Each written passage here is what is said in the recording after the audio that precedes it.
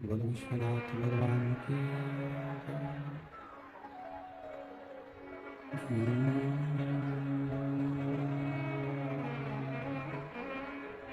नमः शिवाय।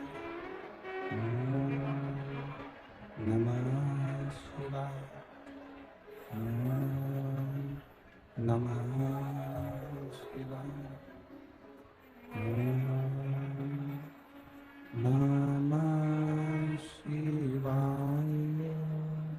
नमः शिवाय।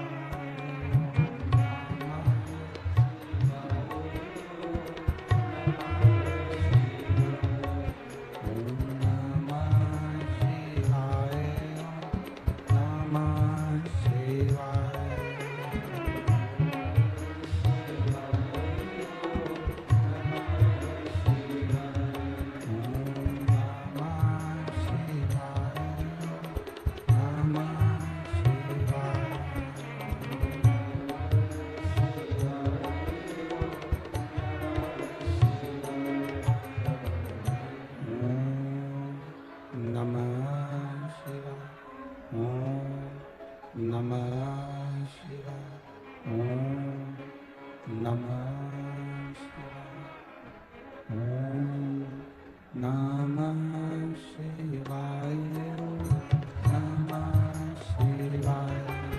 शिवाय।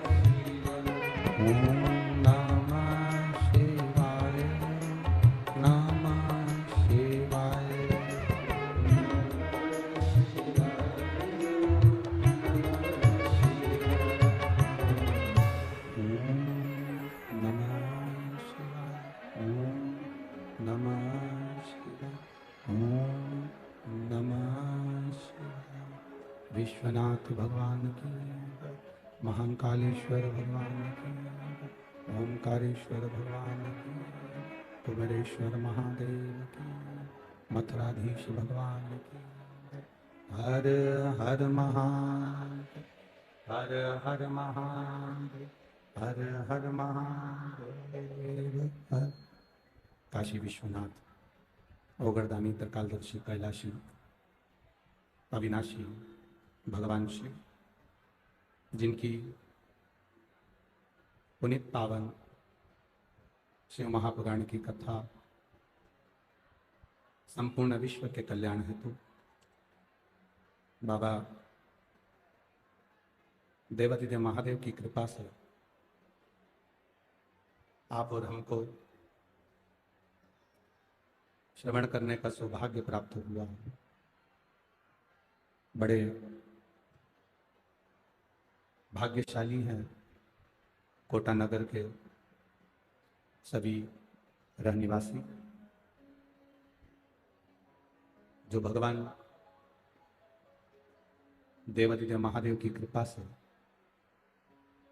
भगवान शिव की अविरल भक्ति और मुक्ति का केंद्र बिंदु शिव महापुराण की कथा श्रवण करने का सौभाग्य मिला। कथा के मुख्य यजमान के रूप में विराजमान माननीय श्री ओम बिरला जी, माननीय अध्यक्ष लोकसभा भारत, श्री संदीप शर्मा जी, विधायक कोटा नगर, एक बार जोरदार ताली बजाकर यजमान परिवार का स्वागत वंदन अभिनंदन, जिन्होंने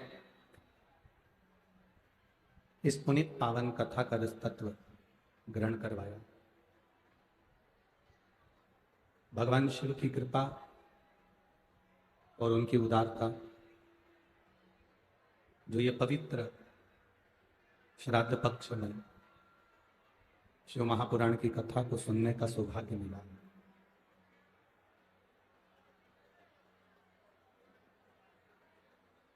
माननीय लोकसभा अध्यक्ष श्री ओम बिरला जी अभी कह रहे थे कि कोटा नगर की ये पूरी जो धरा है ये इतनी पवित्र है, जिसमें भगवान शिव सदा इस कोटा की नगरी में विराजमान है और कोटा नगर में विराजमान। कोटा के आसपास में, कोटा नगर के शहर के चारों खूंट पर, चारों कोने पर अगर हम जाकर देखें तो कोटा नगर के चारों कोने पर भगवान शंकर के विशाल विशाल शिवलिंग विराजमान है, जो संपूर्ण विश्व का कल्याण करने वाले।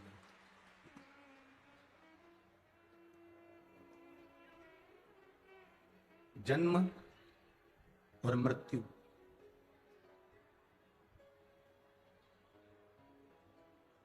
इन दोनों के बीच का जो समय है,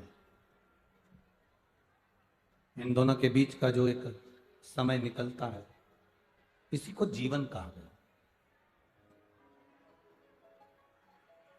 जन्म और मृत्यु के बीच में जो समय निकला, जन्म और मृत्यु के बीच में जो समय जा रहा है, इसी को जीवन कहा गया। और शिव महापुराण की कथा कहती है, जीवन को जीने का तरीका हमारे वेद, हमारे शास्त्र, हमारी पुराणे हमको बताती है। ये जीने का तरीका बताती है कि जीवन जीना कैसे है। रामचरितमानस जीने की राह दिखाती है। श्रीमद् भागवत मरना कैसे है, मृत्यु कैसी आना चाहिए, ये बता देती है। और शिव महापुराण की कथा हमारे संकट की घड़ी में हम किसको पुकारे, ये शिव महापुराण की कथा बता देती है। भगवान कृष्ण की 16,108 रानियां थी।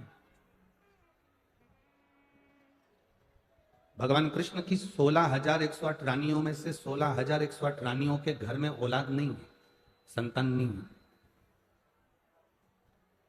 और जब 16,108 रानियों के गर्भ से संतान प्रकट नहीं हुई, तब भगवान कृष्ण को भी थोड़ी चिंता व्यापी। भगवान कृष्ण को भी थोड़ी चिंता लगी कि मेरी 16,108 रानियां हैं और इनके गर्भ से कोई औलाद नहीं है, इनके गर्भ से कोई संतान नहीं। 16,108 रानियां, कम से कम एक रानी से तो संतान होना थी, पर 16,108 रानियों से औलाद नहीं है। तब भगवान कृष्ण ने गर्गाचार्य बाबा को बुलवाया और गर्गाचार्य बाबा को बुलवाकर विनय करा कि मेरे 16,108 रानियां हैं और इनकी कोई औलाद नहीं है। आप कृपा करिए कि मेरी ये 16,108 रानियों से संतान तो हो, कम से कम मेरा वंश तो बढ़े। तब गर्गाचार्य बाबा ने कहा कि कृष्ण, तुम एक काम करो, एक एक रानी के साथ में 11-11 दिन तक भगवान शंकर का अभिषेक करो। एक एक रानी के साथ में 11-11 दिन तक भगवान शंकर की पूजन करो। गर्गाचार्य बाबा ने भगवान कृष्ण को बताया और भगवान कृष्ण 16,108 रानी के साथ में 11-11 दिन तक एक एक रानी को बिठाकर भगवान शंकर का पूजन करना प्रारंभ करा, अभिषेक करना प्रारंभ करा। तब भगवान शिव प्रसन्न होकर वर देकर चले गए, कृष्ण तुमने एक एक रानी के साथ में मेरी 11-11 दिन तक पूजन करी है, इसलिए मैं तुमको वर देता हूं कि तुम्हारी एक एक रानी से 11-11 संतान उत्पन्न होगी। ये मेरा आशीर्वाद, ये मेरा वर है। डीले कम करो। ये मेरा आशीर्वाद, ये मेरा वर है। एक एक रानी से 11-11 संतान 1,77,186 भगवान कृष्ण के बच्चे हुए शंकर भगवान की कृपा से। आशीर्वाद।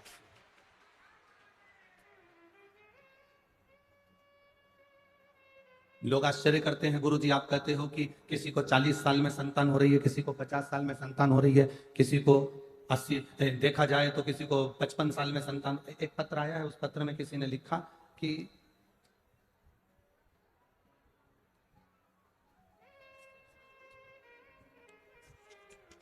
उस पत्र में उसने लिखा कि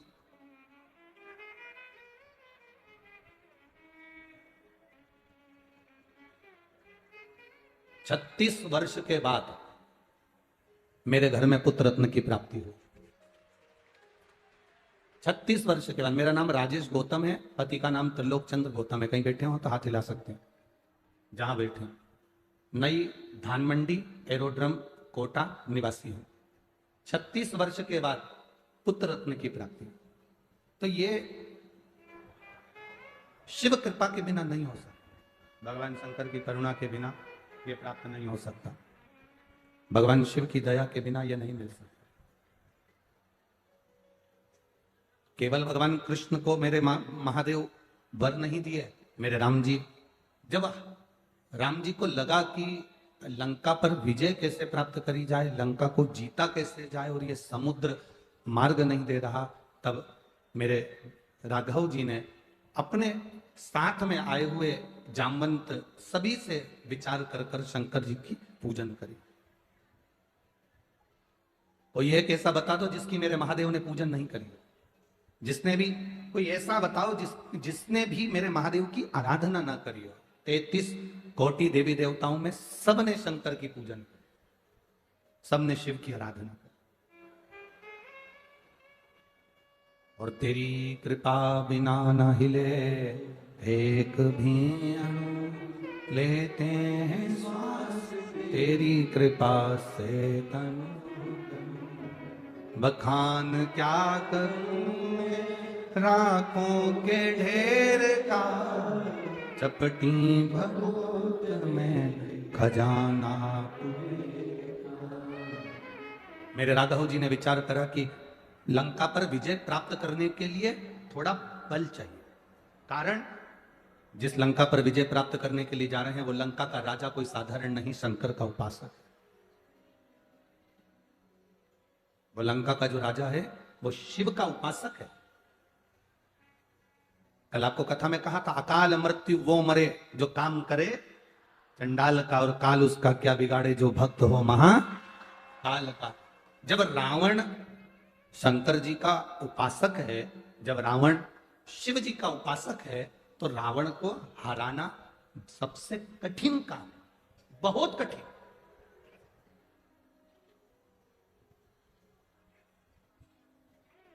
रावण को हराना कोई सरल बात है क्या? शंकर का कोई उपासना करने वाला हो, शंकर की कोई भक्ति करने वाला हो, शंकर का कोई भजन करने वाला हो, शंकर का कोई गुणगान करने वाला हो, शंकर की भक्ति में डूबने वाला हो, शंकर के स्मरण में डूबने वाला हो, उसको संसार सागर में हराना दुनिया का सबसे कठिन काम है। हार मानना या हराना बहुत कठिन।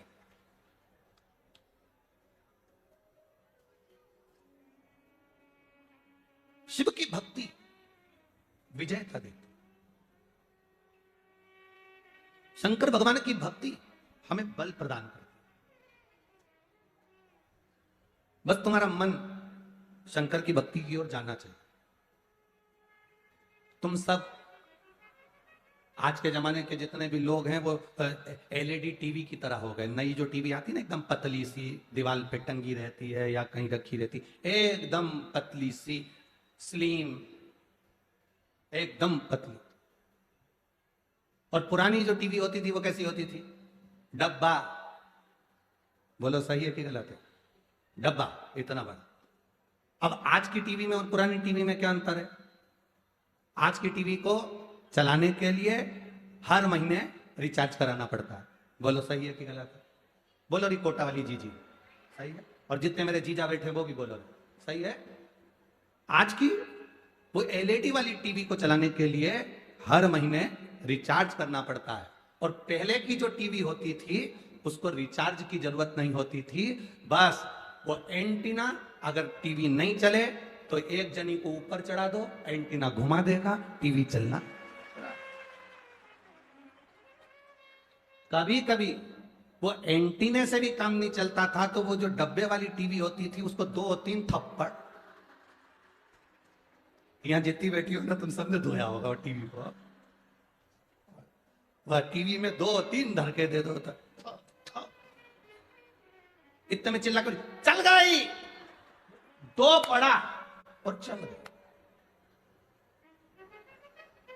रिचार्ज जलाने की जरूरत ही नहीं पड़ती थी, बस एंटीने को घुमा दो, सिग्नल पकड़ाई में आ गया, टीवी चल जाती थी।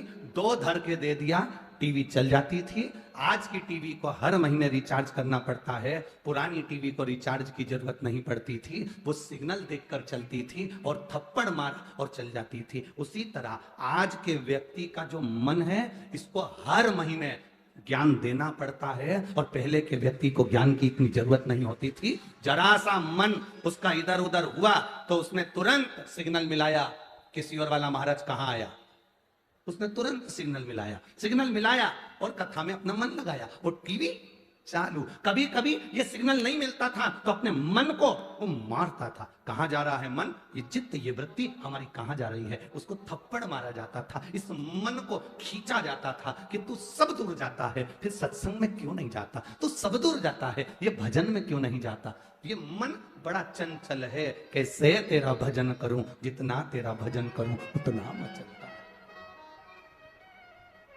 अब लोग कहते हैं गुरुजी कथा सुनना क्या रोज जरूरी है, हम कहते हैं हर महीने टीवी का रिचार्ज जरूरी है, उसी तरह हर महीने शिव महापुराण की कथा सुनना जरूरी है। एक पत्र आया है माननीय लोकसभा अध्यक्ष जी के लिए और शर्मा जी के लिए, दोनों के लिए भी पत्र आए, बहुत सारे पत्र आए, वैसे तो हम पढ़ एक ही रहे, ठीक है।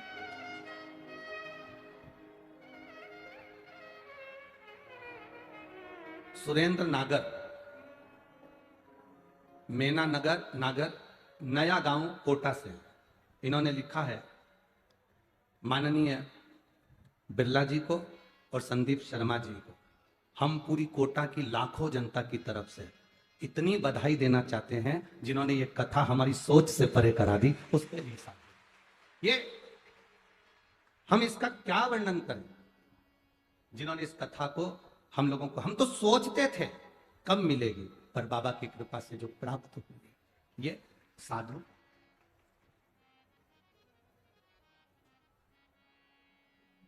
एक बात अपने अंदर उतार कर रखी है।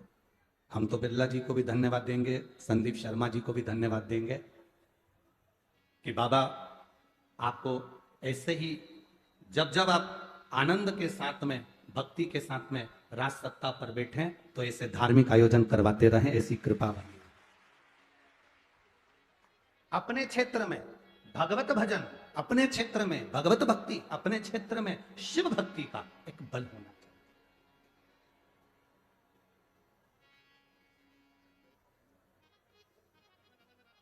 एक भजन का बल होना चाहिए।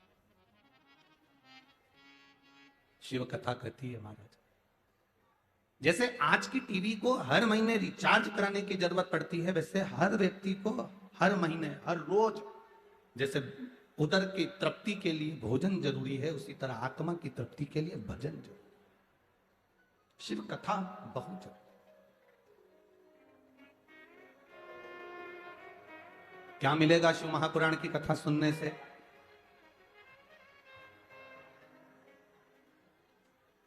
भगवान को नारियल देंगे तो क्या भगवान प्रसन्न हो जाएगा? जम के बोलो जरा, भगवान को नारियल दो तो भगवान प्रसन्न हो जाएगा? चना चिरौंजी देव तो, लड्डू पेड़ा देव तो, बोलो जम के बोलो। सोना चांदी हीरा पन्ना देव तो, पीताम्बर अंबर देव तो, 56 भोग उनको लगा दो तो भगवान प्रसन्न हो जाएगा? भगवान ना नारियल से प्रसन्न होता है, भगवान ना चना चिरौंजी से प्रसन्न होता है, भगवान ना तुम्हारी मालाओं से प्रसन्न होता है, भगवान ना तुम्हारे 56 भोग से प्रसन्न होता है।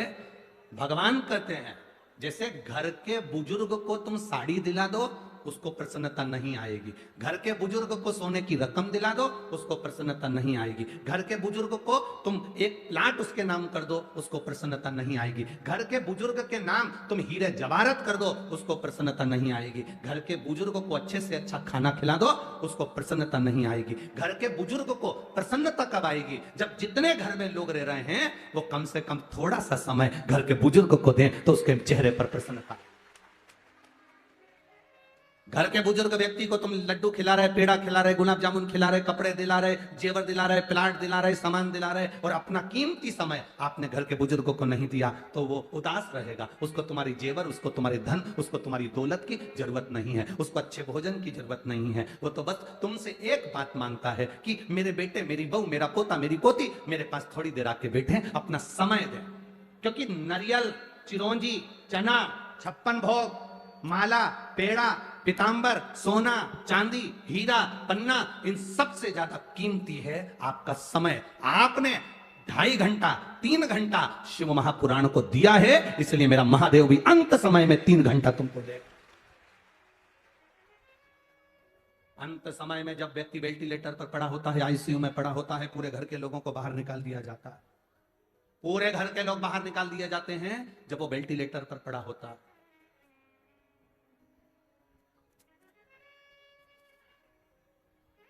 सारे घर के लोग बाहर, घर के व्यक्ति को बाहर निकाल दिया जाता है। अंदर केवल वेंटिलेटर, आईसीयू, डॉक्टर, सिस्टर, इसके सिवाय घर का कोई व्यक्ति अंदर जाएगा, एक बार जाओ, मिल आओ, तुम अपने घर जाओ। ज्यादा भीड़ लगाने की जरूरत नहीं है, सब बाहर निकल जाओ। वेंटिलेटर पर अकेला व्यक्ति पड़ा है, अब उसका साथ कौन देगा? उसने जो सोना दिया वो साथ देगा? उसने जो चना चिरौंजी दिया वो साथ देगा? नहीं, उसने अपना कीमती समय अगर महादेव को दिया है तो अंत समय में मेरा महादेव भी उसके सिराने पर आकर खड़ा हो। और अंत समय प्रभु वचन दिया तो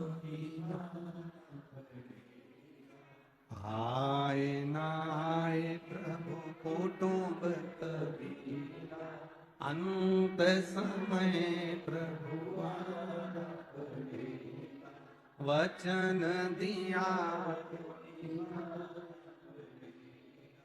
अंत समय प्रभु।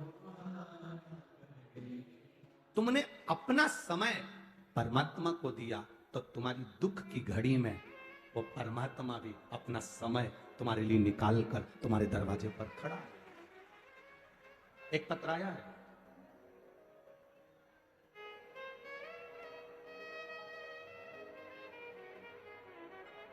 जिस पत्र में एक व्यक्ति वेंटिलेटर पर पड़ा है, आप देखिए,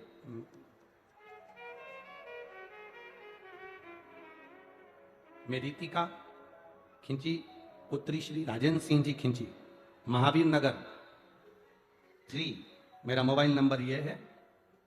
इनका पहले वेंटिलेटर पर पड़ा हुआ फोटो आप एलईडी पर देखिए, आस्था चैनल पर देखिए, आस्था चैनल पर और एलईडी पर आप इनका वेंटिलेटर पर जो पड़ा हुआ फोटो है उसका देखिए।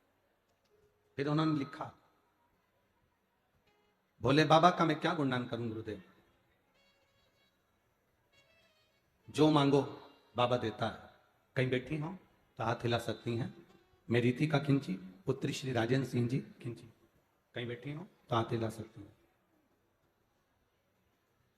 गुरुदेव 9 मई 2022 को पिताजी का स्वास्थ्य गड़बड़ हुआ, इतना तबीयत खराब हो गया कि बैठे बैठे मुंह में से झाग निकलने लगा। बिस्तर पर ही उन्होंने मल कर दिया, मुख टेढ़ा कर दिया, बिस्तर पर मल कर दिया, मुंह में से झाग निकलने लगा और वो एकदम गिर गए। उनको जब लेकर पहुंचे हॉस्पिटल में, एम्बुलेंस आई और उनको जब लेकर गए, डॉक्टर ने कहा इनके शरीर में श्वास का क्रम नहीं है। फिर भी हम इनको वेंटिलेटर पर एक बार रखकर देख लेते। वेंटिलेटर पर रखा, जांचें जब करी गई तो उनके शरीर में कंपन नहीं था, श्वास नहीं थी, शरीर पूरा जा चुका था क्योंकि समय बहुत हो चुका था। जिस समय पर डॉक्टर ने कहा मल छूटा था और फैन निकला था, तब इनके प्राण भी जा चुके थे। फिर भी एक बार वेंटिलेटर पर डालकर देखते। वेंटिलेटर पर रखा, कोई रिस्पॉन्स नहीं आया। तब उसी हॉस्पिटल में एक बहन ने कहा, तुम इतना रो रही हो, एक शंकर जी का मंदिर हॉस्पिटल के पास में, वहां से एक बेलपत्री उठाकर ले आओ और डॉक्टर से पूछ लो कि हम इनके पलंग के पास में रख दें, बाकी का तो बाबा संभाल लेगा। बेटी दौड़ कर गई, बेलपत्र लाई और उनके पलंग के पास डॉक्टर से पूछकर, डॉक्टर ने सोचा कि अब जीव चला तो गया है, रखने में जाता क्या है, रखी।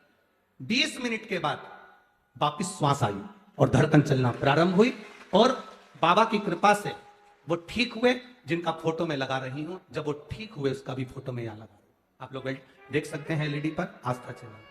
शिव तत्व इसी को कहते हैं, भगवान शंकर का गुणगान इसी को कहते हैं, इसी को भक्ति कहते हैं।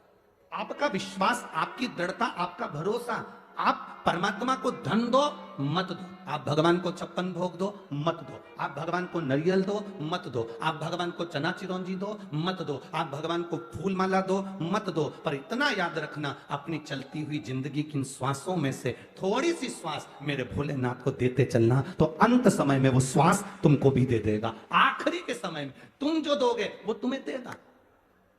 आज का जमाना आदान प्रदान का है। तुम किसी के शादी में गए, तुमने 500 का लिफाफा दिया, उन्होंने खोलकर देखा और देखते से उन्होंने देख लिया भेरू सिंह ने 500 का लिफाफा दिया था मेरी लड़की की शादी में, कॉपी पे लिख लिया 500 रुपए भेरू सिंह ने दिए।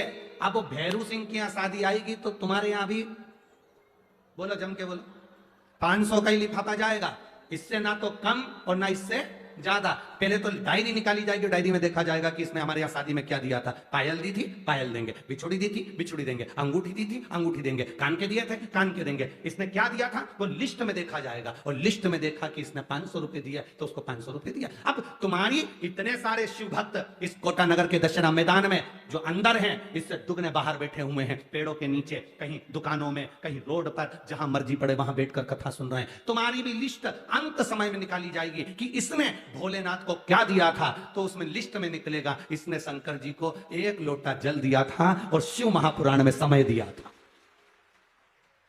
इसने 1 लोटा जल दिया था और अंत समय में अपना समय, इसने शिव महापुराण को अपना समय दिया था और 1 लोटा जल शंकर जी को रोज दिया। तो वो तुम्हारी लिस्ट देखी जाएगी और लिस्ट में चित्रगुप्त महाराज भी कह देंगे अंत समय में इसके भी मुख में जल दे दो, और इसने समय दिया था इसलिए 10-20 साल और दे दो, इसको दो समय और निकाल।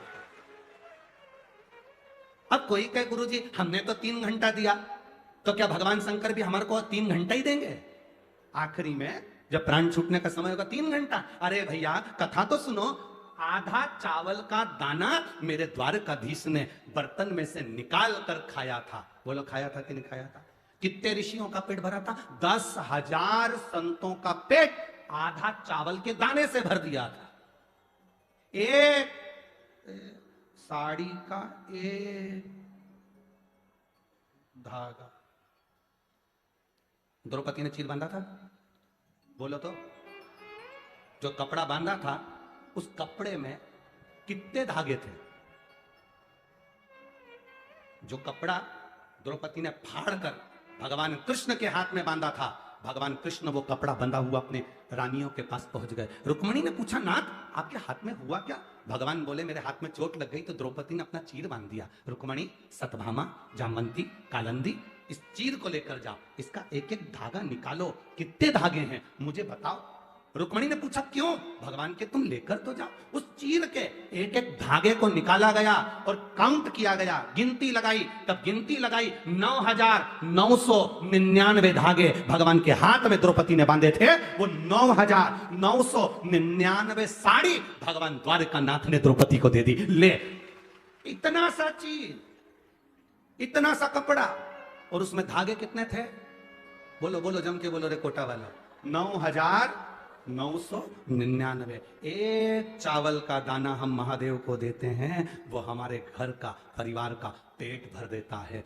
वो कहते हैं बिन पानी के नाव खे रहा है और नसीबों से ज्यादा दे रहा है। वो इतना दे देता है। आधा चावल का दाना खाया, 10,000 ब्राह्मण का पेट भर दिया। भगवान थोड़ा सा लेता है, तुम्हारे 3 घंटे लिए हैं, पर तुम्हारी उम्र कितनी बढ़ाएगा, कितना तुमको देगा, ये वही जान सकता है। उसका हिसाब उसके पास में रहता है।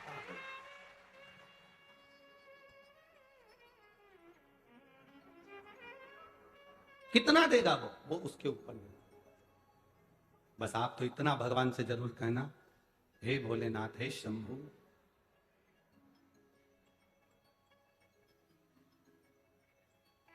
मेरे बाबा दया करना, मैं तेरे, मेरे बाबा दया करना, मैं तेरे, ना घर के भरोसे हूँ, ना परिवार के भरोसे, ना घर के भरोसे, ना परिवार के भरोसे, मेरे बाबा दया करना, मैं तेरे भरोसे। भगवान से कहो हम तेरे भरोसे जी रहे हैं। जिसके मोबाइल में नेटवर्क नहीं होता,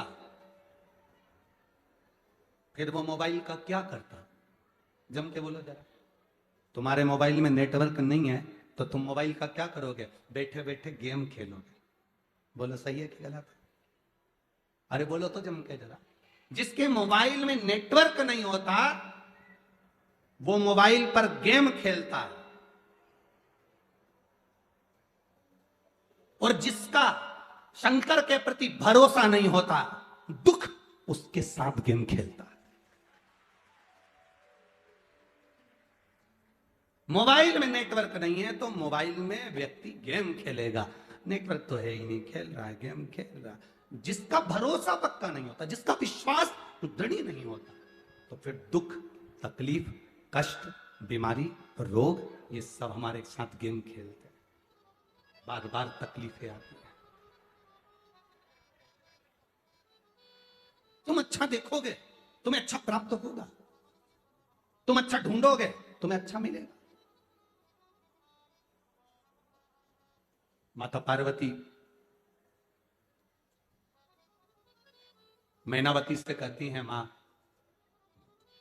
मेरे नाना पितर जो पितृलोक में रहते हैं, मां पार्वती जी के नाना जी का नाम था पितृदेव। क्या नाम था? जम के बोलो। पितृदेव। पार्वती के नाना जी हैं पितृदेव। जितने पितृलोक में जो पितृ निवास करते हैं उन पितृ की कन्या मैना, और मैना की बेटी है पार्वती। तो पार्वती जी के नाना कौन है? मां। मेरा मन करता है कि मैं एक बार अपने नाना जी के यहां पर घूमने के लिए जाऊं, मेरे नाना के यहां में घूमने जाऊं। दुनिया की सबसे सुंदर जगह, दुनिया की सबसे क्लीन, सबसे सुंदर, सारे लोकों में सबसे सुंदर लोक, सारे लोकों में सबसे सुंदर लोक, एक लोक, उसको कहते हैं पितरलोक। कौन सा लोक है वो? पितृलोक। तो कहा गुरुजी बैकुंठ लोक सुंदर नहीं है क्या? क्या बैकुंठ लोक सुंदर नहीं है? क्या ब्रह्मलोक सुंदर नहीं है? क्या इंद्रलोक सुंदर नहीं है?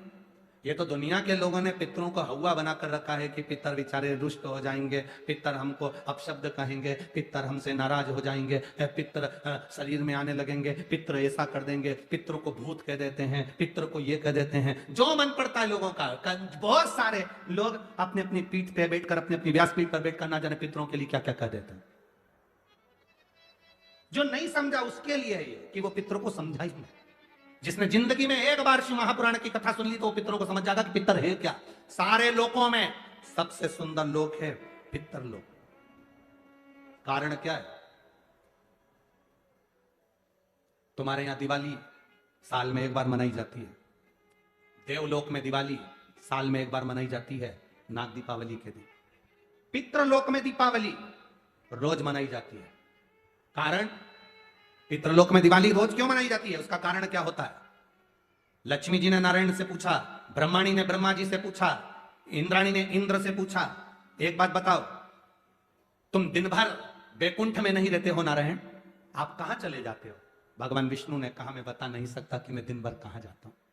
नहीं, आज तो आपको बताना पड़ेगा कि तुम दिन भर कहां जाते हो, तुम दिन भर रहते कहां हो, कहां पहुंच जाते हो दिन भर, आपको बताना पड़ेगा, ये आपको बोलना पड़ेगा।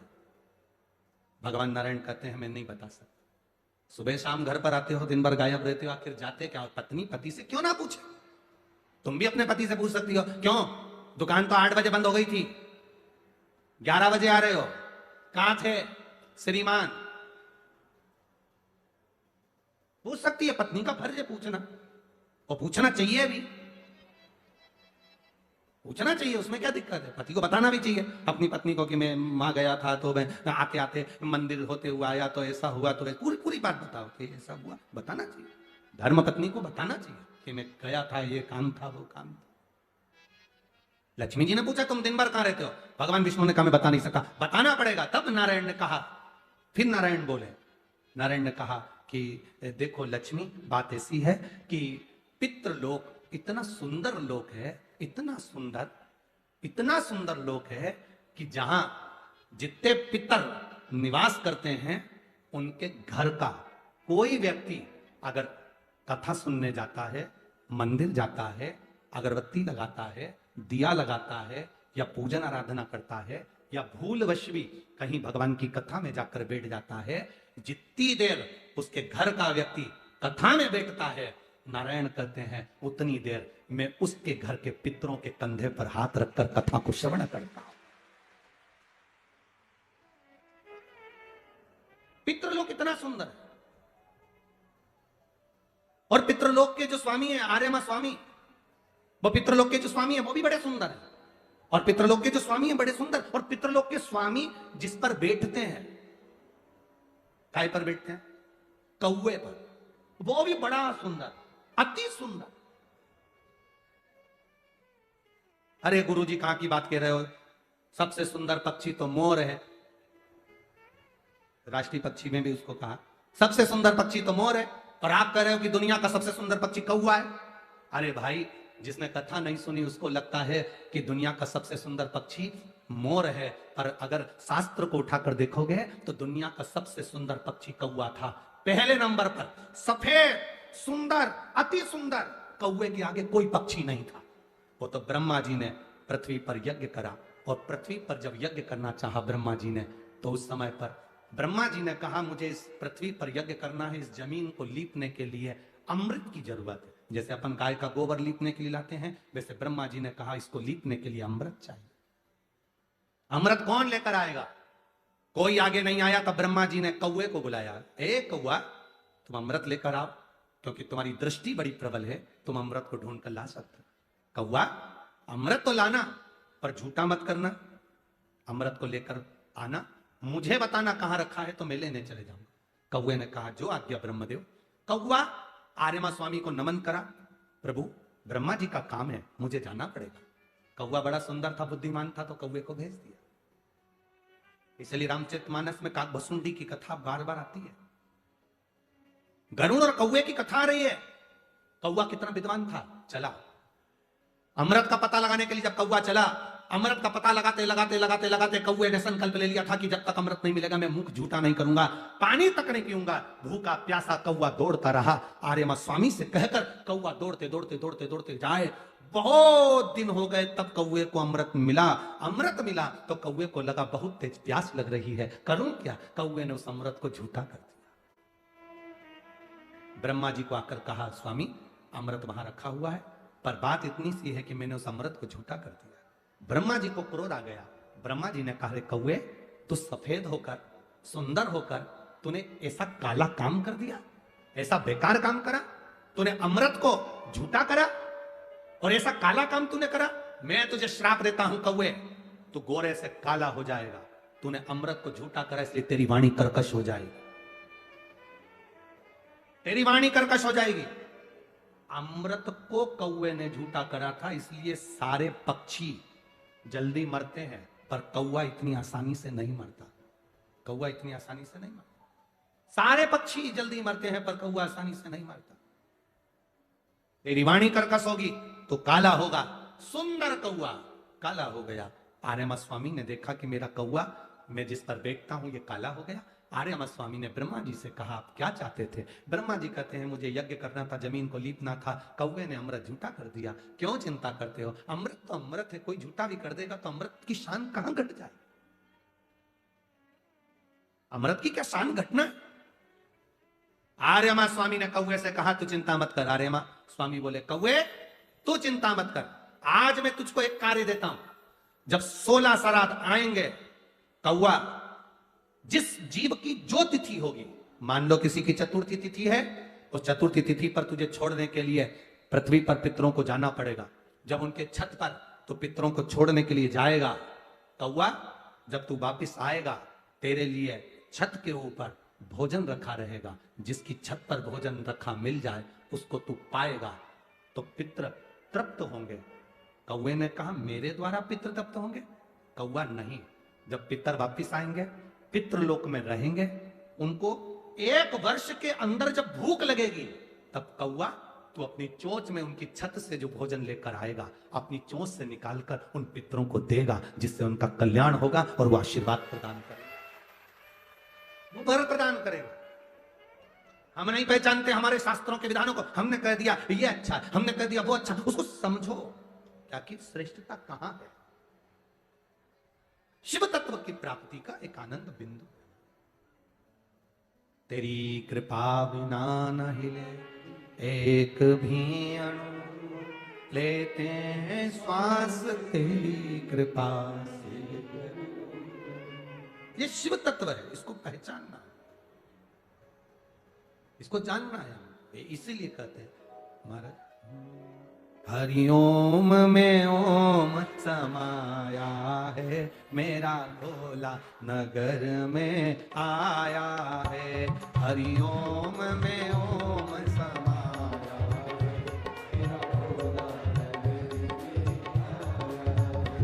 मेरा भोला नगर में आया है। मेरा भोला मेरा भोला नगर में आया है। हरि ओम में ओम समाया है, मेरा भोला नगर में आया है। हरि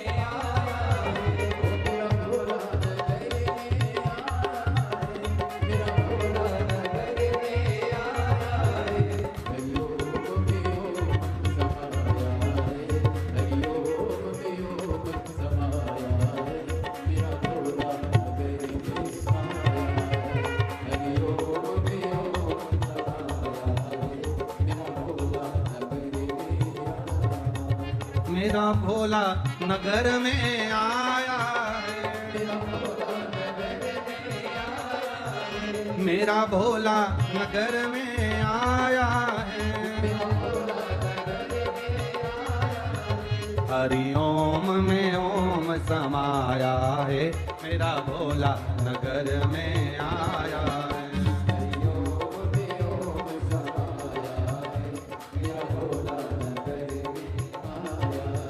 हरि ओम में ओम समाया आया है। हरि ओम में ओम समाया है, मेरा भोला नगर में आया है, मेरा भोला नगर में आया है, मेरा भोला नगर में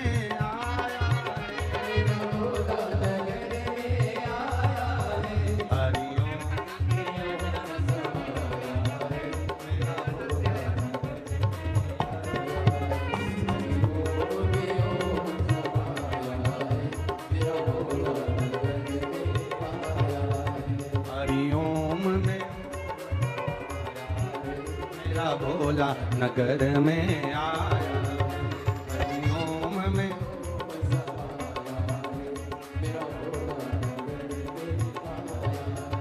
मेरे भोले के हाथों में डमरू है, मेरे भोले के हाथों में डमरू है, ओ डमरू है, हाँ डमरू है, डमरू है, ओ डमरू है, हाँ डमरू है, मेरे भोले के हाथों में डमरू है, डमरू में डमरू में डमरू में ओम समाया है, मेरा भोला नगर में आया है। डमरू में ओम समाया है, ओ डमरू में ओम समाया है, मेरा भोला नगर में आया है। डमरू में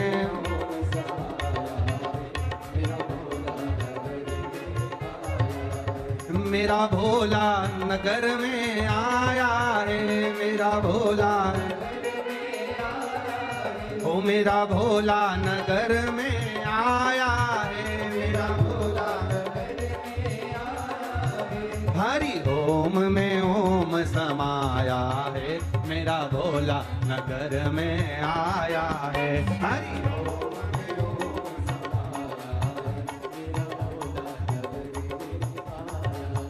हरि ओम में ओम समाया है, मेरा भोला नगर में आया है। हरि ओम में ओम समाया है, हार हार। अपने स्थान पर बैठकर भगवान देवाधिदेव महादेव से प्रार्थना करें, भाव से भगवान शिव से विनय करें, जहां जगह मिले वहां बैठो और भाव से बाबा से निवेदन करो। जितने कार्यकर्ता खड़े हैं वो भी बैठकर भगवान से प्रार्थना करें। बार बार ये योग नहीं लगता भगवान देवाधिदेव महादेव से बोलने का। आप दिल से भाव से भगवान शिव से प्रार्थना। जिसको भी श्री शिवाय नमस्तुभ्यम आता है, साथ में जो बाबा से कहने के लिए आप लोग आए हो, अपने दिल से बाबा से जरूर करें। श्री शिवा नमस्तु, श्री शिवा नमस्तु, श्री शिवा नमस्तु, श्री शिवा नमस्तु, श्री शिवा नमस्तु। भोला सब दुख काटो, ओ भोला सब दुख काटो शिव शंकर जपो तेरी माला बोले बाबा जपो तेरी माला भोला सब दुख काटो ओ भोला सब दुख काटो देश है मंगल मंगलकारी देश है मंगल मंगलकारी शमशान वासी हमारा शमशान वासी हमारा ओ भोला सब दुख काटो ओ भोला सब दुख काटो। शिव कथा कहती है महाराज, माता पार्वती जी ने अपनी मां मैनावती से कहा कि मुझे नाना के घर जाना, मैं अपने नाना के घर जाऊं, एक बार मिलकर आऊं। पार्वती मैया जब मैनावती मैया से जब जिद करी तो मैनावती मैया पार्वती जी को लेकर पितरों के घर गई। बहुत ध्यान देना इस कथा पर कि शिव की आराधना करने वाले को पितृदोष, वास्तु दोष, काल सर्प दोष क्यों नहीं लगता, उसकी कथा है। ये देव पितर शिव महापुराण की कथा जो ये संदीप शर्मा जी विधायक महोदय जो करवाए हैं, ये जो कथा का रसतत्व है, इसको जरा जिंदगी में उतारें, अपने जीवन में उतारें। पार्वती मैया पहुंच गई मैनावती के साथ पितृलोक।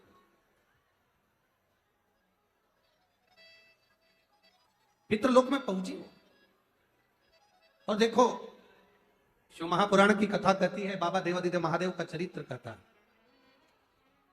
भगवान शंकर का पावन चरित्र कहता है, शिव महापुराण की कथा कहती है। वास्तु वालों के कहने से आपने घर बदल कर देख लिया, शांति आई किन्नी आई वो तुम्हें मालूम है। किसी ने कहा हमारे घर में बहुत अशांति है, बहुत तकलीफ है गुरुजी, बहुत तकलीफ। हम आपसे एक बात कहें और आपसे पूछें, कोटा वाली माताओं, जीजियों और भाई लोग, जीजाओं जो बैठे हैं, बड़े सावधानी से बताना, जब से तुमने शिव महापुराण की कथा सुनना चालू करी, उसके पहले का समय निकाल कर देखना कि तुम्हारे घर में कितना क्लेश रहता था, पैसे की कितनी तंगी रहती थी और कितनी तकलीफें रहती थी। कथा सुनने के बाद जैसे जैसे समय बढ़ता गया, 2 साल 3 साल तुम जो कथा सुनते सुनते तुमने निकाले, तुम मन पर अपने हृदय पर हाथ रखकर बताना, घर का क्लेश धीरे धीरे कम हुआ कि नहीं हुआ, बैलेंस बाबा ने बढ़ाया कि नहीं बढ़ाया, घर में आनंद आया। वो देता है। कल कथा में कहा था, देवता देते हैं पल्ला झाड़ कर, महादेव देता है छप्पड़ फाड़ कर। वो देता है महादेव। आपने किसी ने कहा कि वास्तु दोष है, कमरा बदला, रूम बदला, सोने की दिशा बदली, सीढ़ियां बदली, वॉशरूम बदला, रसोई घर बदला। फिर किसी ने कहा तुम्हारी दुकान नहीं चल रही, दुकान में दोष है, दुकान बदली, काम बदला, सामान बदला, दिशा बदली। फिर किसी ने कहा कि तुम्हारी गाड़ी के कारण तुम्हें तकलीफ है, गाड़ी बदल के देख ली। फिर किसी ने कहा कि तुम्हारे ऊपर किसी ने कर रखा है, तो विद्या करवा के देख ली। अब तुमने घर बदल कर देख लिया, विद्या करके देख लिया, सारी पूजन करके देख ली, अब सब कुछ करके देख लिया, कुछ नहीं हो रहा। अब एक काम करना, अपने को खुद को थोड़ा सा बदल कर देखना, शंकर जी की भक्ति में लग कर देखना, अपने आप सुख। हमने घर बदला, परिवार बदला, दुकान बदली, व्यापार बदला, गाड़ी बदली, बंगला बदला, तो भी जहां सुकून ना मिले तो खुद को थोड़ा सा बदलिए और भगवान शंकर की ओर एक लोटा जल लेकर जाना प्रारंभ करिए। वो जो बदलेगा वो जिंदगी में कोई नहीं बदल सकता महाराज, वो जो बदले। एक पत्र आया है, पत्र तो सभी बहुत अच्छे अच्छे आप लोगों ने डेकोरेशन कर करके भेजे हैं, बड़े बड़े पत्र भी आए हैं। हो पहले तो यहां पर एक कोई माता बैठी है जिनके घर में कई सालों से संतान नहीं थी और बाबा की कृपा से डॉक्टर ने कह दिया था कि तुम्हारे पेट में एक संतान है और 2 गर्भाशय में गांठ है, 2 गर्भाशय में गांठ है और एक संतान है। पर बाबा की कृपा से वो गांठ का ऑपरेशन नहीं करवा सकी डॉक्टर के कहने से, तो केवल उस गांठ को उसने गर्भाशय में 9 महीने रखा। तो वो डॉक्टर भी आश्चर्य में पड़ गए कि वो एक बच्चा नहीं था, वो 3 बच्चे थे जिनको लेकर वो यहां आई। कल भी कहीं लेकर बैठी थी, हमारे को पत्र भेजा था, हम बुला नहीं पाए। तो कहीं बैठी हो तो अपने 3 बच्चों को लेकर वो यहाँ व्यासपीठ पर आ सकती हैं। अगर कहीं बैठी हो, कल भी वो लेकर बैठी हुई थी, हम यहाँ बुला नहीं सके उनको। तो जहां बैठी हो वो अपने 3 बच्चों को लेकर यहाँ आ सकती है। अब आती है जुड़वा की बात, ठीक है। हेमलता मेहरा, उम्र है 33 वर्ष, धीरज मेहरा, निवासी दशहरा मैदान। गुरुजी, बाबा का मैं क्या गुणगान करूं। पत्र जिसने लिखा है उसने अपनी आयु लिखी और उसने अपने परिवार का वर्णन किया। गुरुदेव, मेरी बहन कोटा के नगर निगम के अग्निशमन विभाग में ही कार्यरत हैं। उनके पति, गुरुदेव हम क्या वर्णन करें, 2021 से कथा सुनना प्रारंभ करी। गुरुदेव, संतान का सुख नहीं था, कई साल निकल गए, औलाद नहीं हुई गुरुदेव। तब किसी ने कहा एक बार सफेद आंकड़े की जड़ तुमरुका जी का नाम लेकर कमर में बांधो। बाबा की कृपा से मैंने वो बांधा, फिर भी मेरा रजो धर्म आ गया, संतान का सुख नहीं हुआ। फिर हम कुबेरेश्वर धाम गए, बाबा को प्रणाम करा, शिवजी पे चढ़ा हुआ जल वहां पिया। वहां से आने के बाद कुछ समय निकला, 15 दिन ही बीते थे और रजो धर्म वापिस आया। रजो धर्म वापिस आने पर मैं अंदर से टूट गई कि मेरा वापिस रजो धर्म आ गया, संतान नहीं हुई। बाबा से प्रार्थना करी, दूसरी बार समय आया तो रजो धर्म नहीं आया और बाबा की कृपा से गर्भ ठहर गया। बाबा का मैं क्या गुणगान करूं गुरुदेव। बाबा ने ऐसी कृपा करी, संतान नहीं दी, बहुत साल नहीं दी। डॉक्टर ने कहा था तुम्हारे गर्भाशय में एक बच्चा है और एक बच्चा तुम्हारे गर्भाशय में है। पर बाबा का मैं क्या गुणगान करूं, जब जन्म हुआ बच्चों का तो 2 बेटे बाबा ने मेरी गोदी में डाल दिए। मैं बाबा को यहां नमन कर रहा हूं। लाई हो तो दोनों बेटों को ऊपर ला सकती है, उसके फोटो आप इसमें देख सकते हैं। अगर बच्चे लाए हो, दूर हैं क्या, पंडाल में लेके बैठे हो, बच्चे आए हैं, हाँ लिया लिया, धीरे से धीरे धीरे लिया। शिव कथा इसी को था। महाराज, तेरी कृपा बिना न हिले एक भी अणु, लेते हैं श्वास तेरी कृपा से। पार्वती मैया गई अपने नाना जी के घर। अब एक बात अच्छे से सुनिएगा, कोई तुमसे कहे तुम्हारे ऊपर पितृ दोष है, कोई तुमसे कहे तुम्हारे ऊपर वास्तु दोष है, कोई तुमसे कहे तुम्हारे ऊपर काल सर्प दोष है, तो उनसे कह देना पितर तो मेरे नाना जी लगते हैं। जब मां पार्वती के नाना है और पार्वती हमारी मां है तो हमारे भी तो पितर नाना ही हुए ना। अब नाना अपने घर की नातिन को प्रेम रखते हैं, आशीर्वाद देते हैं कि दोष देते हैं। बच्चे अगर गलती करेंगे तो नाना मामा चिल्ला देगा, मामी चिल्ला देगी, पर नाना नानी कभी। एक चरित्र याद आता है, एक व्यक्ति खड़ा था और उसके गांव के एक पंडित जी थे, वो रोज प्रवचन देने जाते थे। तो वो गांव का जो व्यक्ति था ना, वो पंडित जी से कहता था, महाराज कभी कभी हमको भी प्रवचन दे दिया करो, सारे गांव को सुनाते फिरते हो, कभी हमको भी सत्संग दे दिया करो। पंडित जी को बड़ा गुस्सा आया। पंडित जी ने कहा, कथा में तो कभी आता नहीं, यहाँ खड़े होकर रोज टोकता। पंडित जी ने कहा, तुम्हारी गोदी में ये तुम्हारा जो पोता है ना, यही तो तुमको ज्ञान दे रहा है, रोज तो कहता है बा बा बा बा बा बा, मतलब अब तुम्हारी उम्र हो गई, बाबा बन जाओ, अब मुझे प्रवचन देने की क्या जरूरत है। इतने में उस व्यक्ति को बड़ा बुरा लगा। उसने कहा, महाराज तो मेरे ही पीछे आ गया। उसने कहा, महाराज तुम बिल्कुल सही कह रहे हो, उसका कहना मानकर मेरा मन करता है कि मैं बाबा बन जाऊं, पर इसको गोदी में लेता हूं तो ये कहता है बाबा बाबा बाबा, और मेरी बेटी के बेटे को गोदी में लेता हूं तो वो कहता ना ना ना ना ना। मन तो करता है बन जाऊं, पर बेटी का बेटा कहता ना ना ना ना ना। इसलिए मैं विस्मय में पड़ा। तो आपसे निवेदन है, शंकर जी के जितने भक्त हैं, शिव को जल चढ़ाने वाले, शंकर का गुणगान करने वाले, शंकर का स्मरण करने वाले, शंकर की भक्ति में डूबने वाले जितने हो तुम, अगर कोई कहे कि पितृ दोष है, कोई कहे तुम्हारे ऊपर ये दोष लगा है, तो तुम्हें कहना चाहिए पितर तो मेरे नाना जी का गांव है, वो मेरे को क्यों दोष लगाएंगे, मुझे क्यों ताड़ देंगे, उन पर वो तो मेरे ऊपर कृपा करने वाले, दया करने।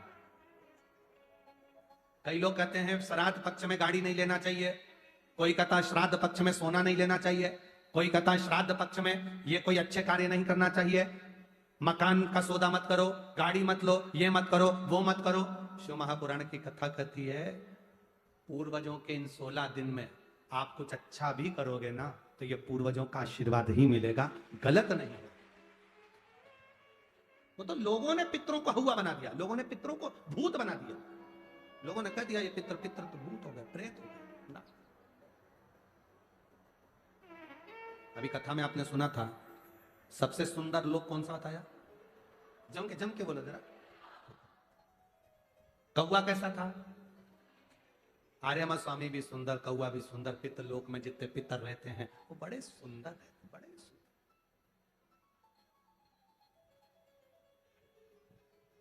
बड़े सुंदर शिव कथा करी, भगवान शंकर का संवाद करें, पार्वती मैया अपने नानी जी के यहां गई, जैसे ही पहुंची पार्वती मैया पितृलोक में,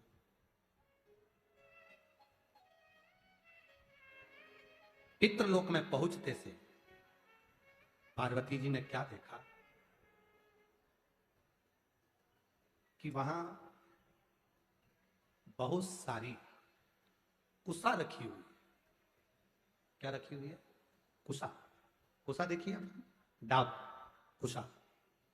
जब पितरों को जल दिया जाता है तो कुशा का बड़ा मूल महत्व होता है, बड़ा कुशा का बड़ी मूलता होता है। पार्वती जी ने देखा कि यहां कुशा रखी हुई है, भ्रम पैदा हुआ मां पार्वती के हृदय में, थोड़ा सा प्रश्न आया मां पार्वती के चित्त में, थोड़ा सा प्रश्न। पार्वती जी जैसे ही अंदर पहुंची, पहुंचते से उन्होंने जो कुशा देखी, डाब देखी, और कुशा को देखकर मां पार्वती जी ने पूछ लिया पितरों से, नाना, ओ नाना जी। अब पितरों के देवता आर्यमा स्वामी बैठे थे तो उन्होंने शब्द सुना, पार्वती जी का शब्द सुनकर माता पार्वती जी के पास में आर्यमा स्वामी आए और पूछा, माता पार्वती आप क्यों आवाज लगा रही हो, क्या हुआ,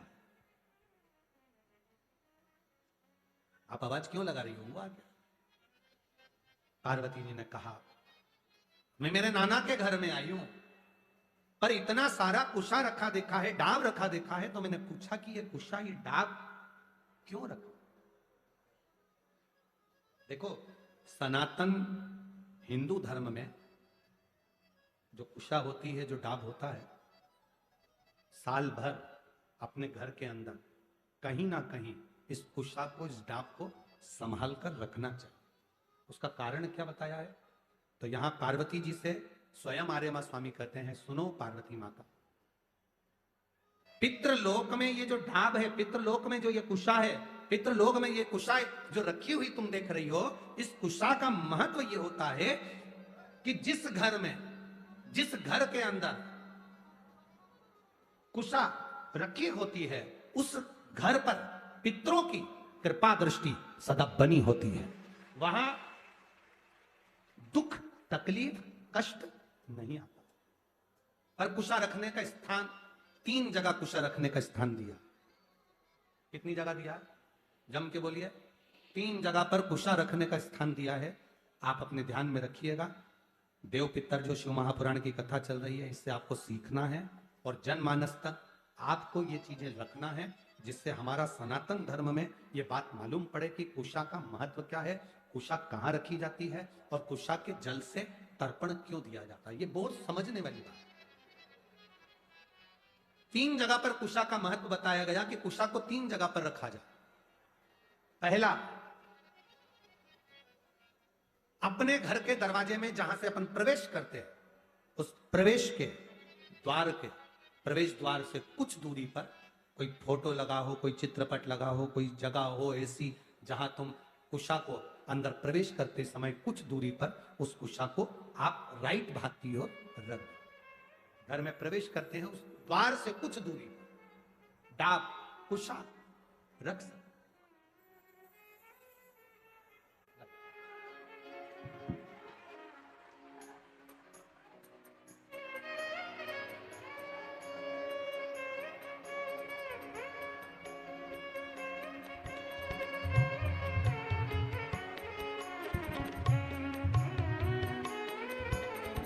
एक बार देवादिदेव महादेव का जय घोषारा।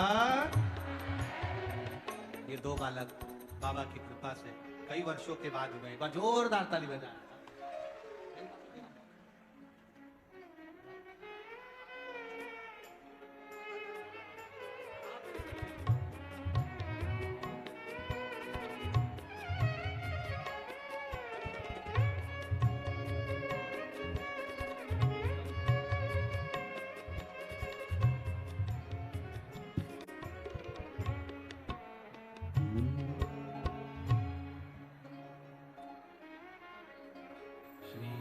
शिवाय नमस्तुभ्यं, श्री शिवाय नमस्तुभ्यं। खड़े नहीं होगे, इसको बोलने के समय पर बैठे बैठे आपको जाप करना है।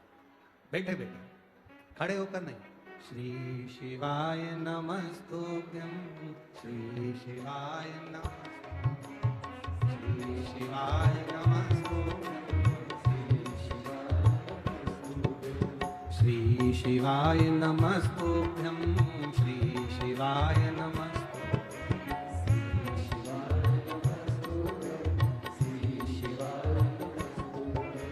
श्री शिवाय नमस्तुभ्यं, श्री शिवाय नमस्तुभ्यं,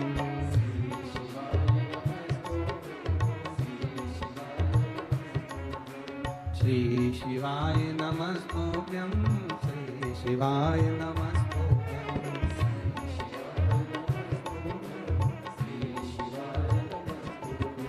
श्री शिवाय नमस्तुभ्यं, श्री शिवाय नमस्तुभ्यं, श्री शिवाय, श्री शिवाय नमस्तुभ्यं, श्री शिवाय नमस्तुभ्यं, श्री शिवाय, ओ श्री शिवाय नमस्तुभ्यं, श्री शिवाय नमस्तुभ्यं,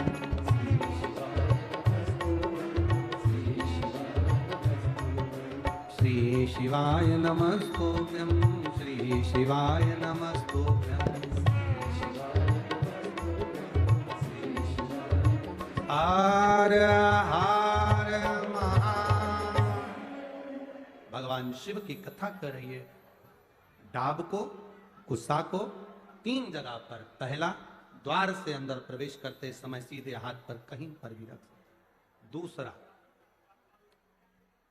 पूजन का जो स्थान, पूजन की जो जगह, वहां अगर कुसा नहीं रख सको तो कुसा का आसन जरूर हो। अगर कुसा नहीं रख सकते तो कुसा का आसन जरूर।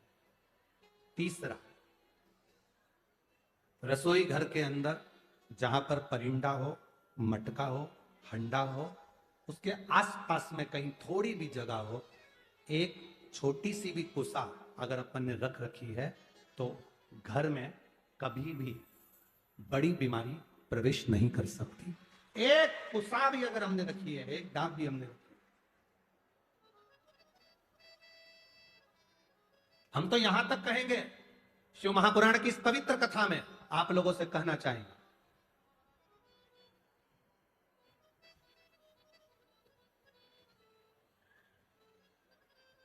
कभी कभी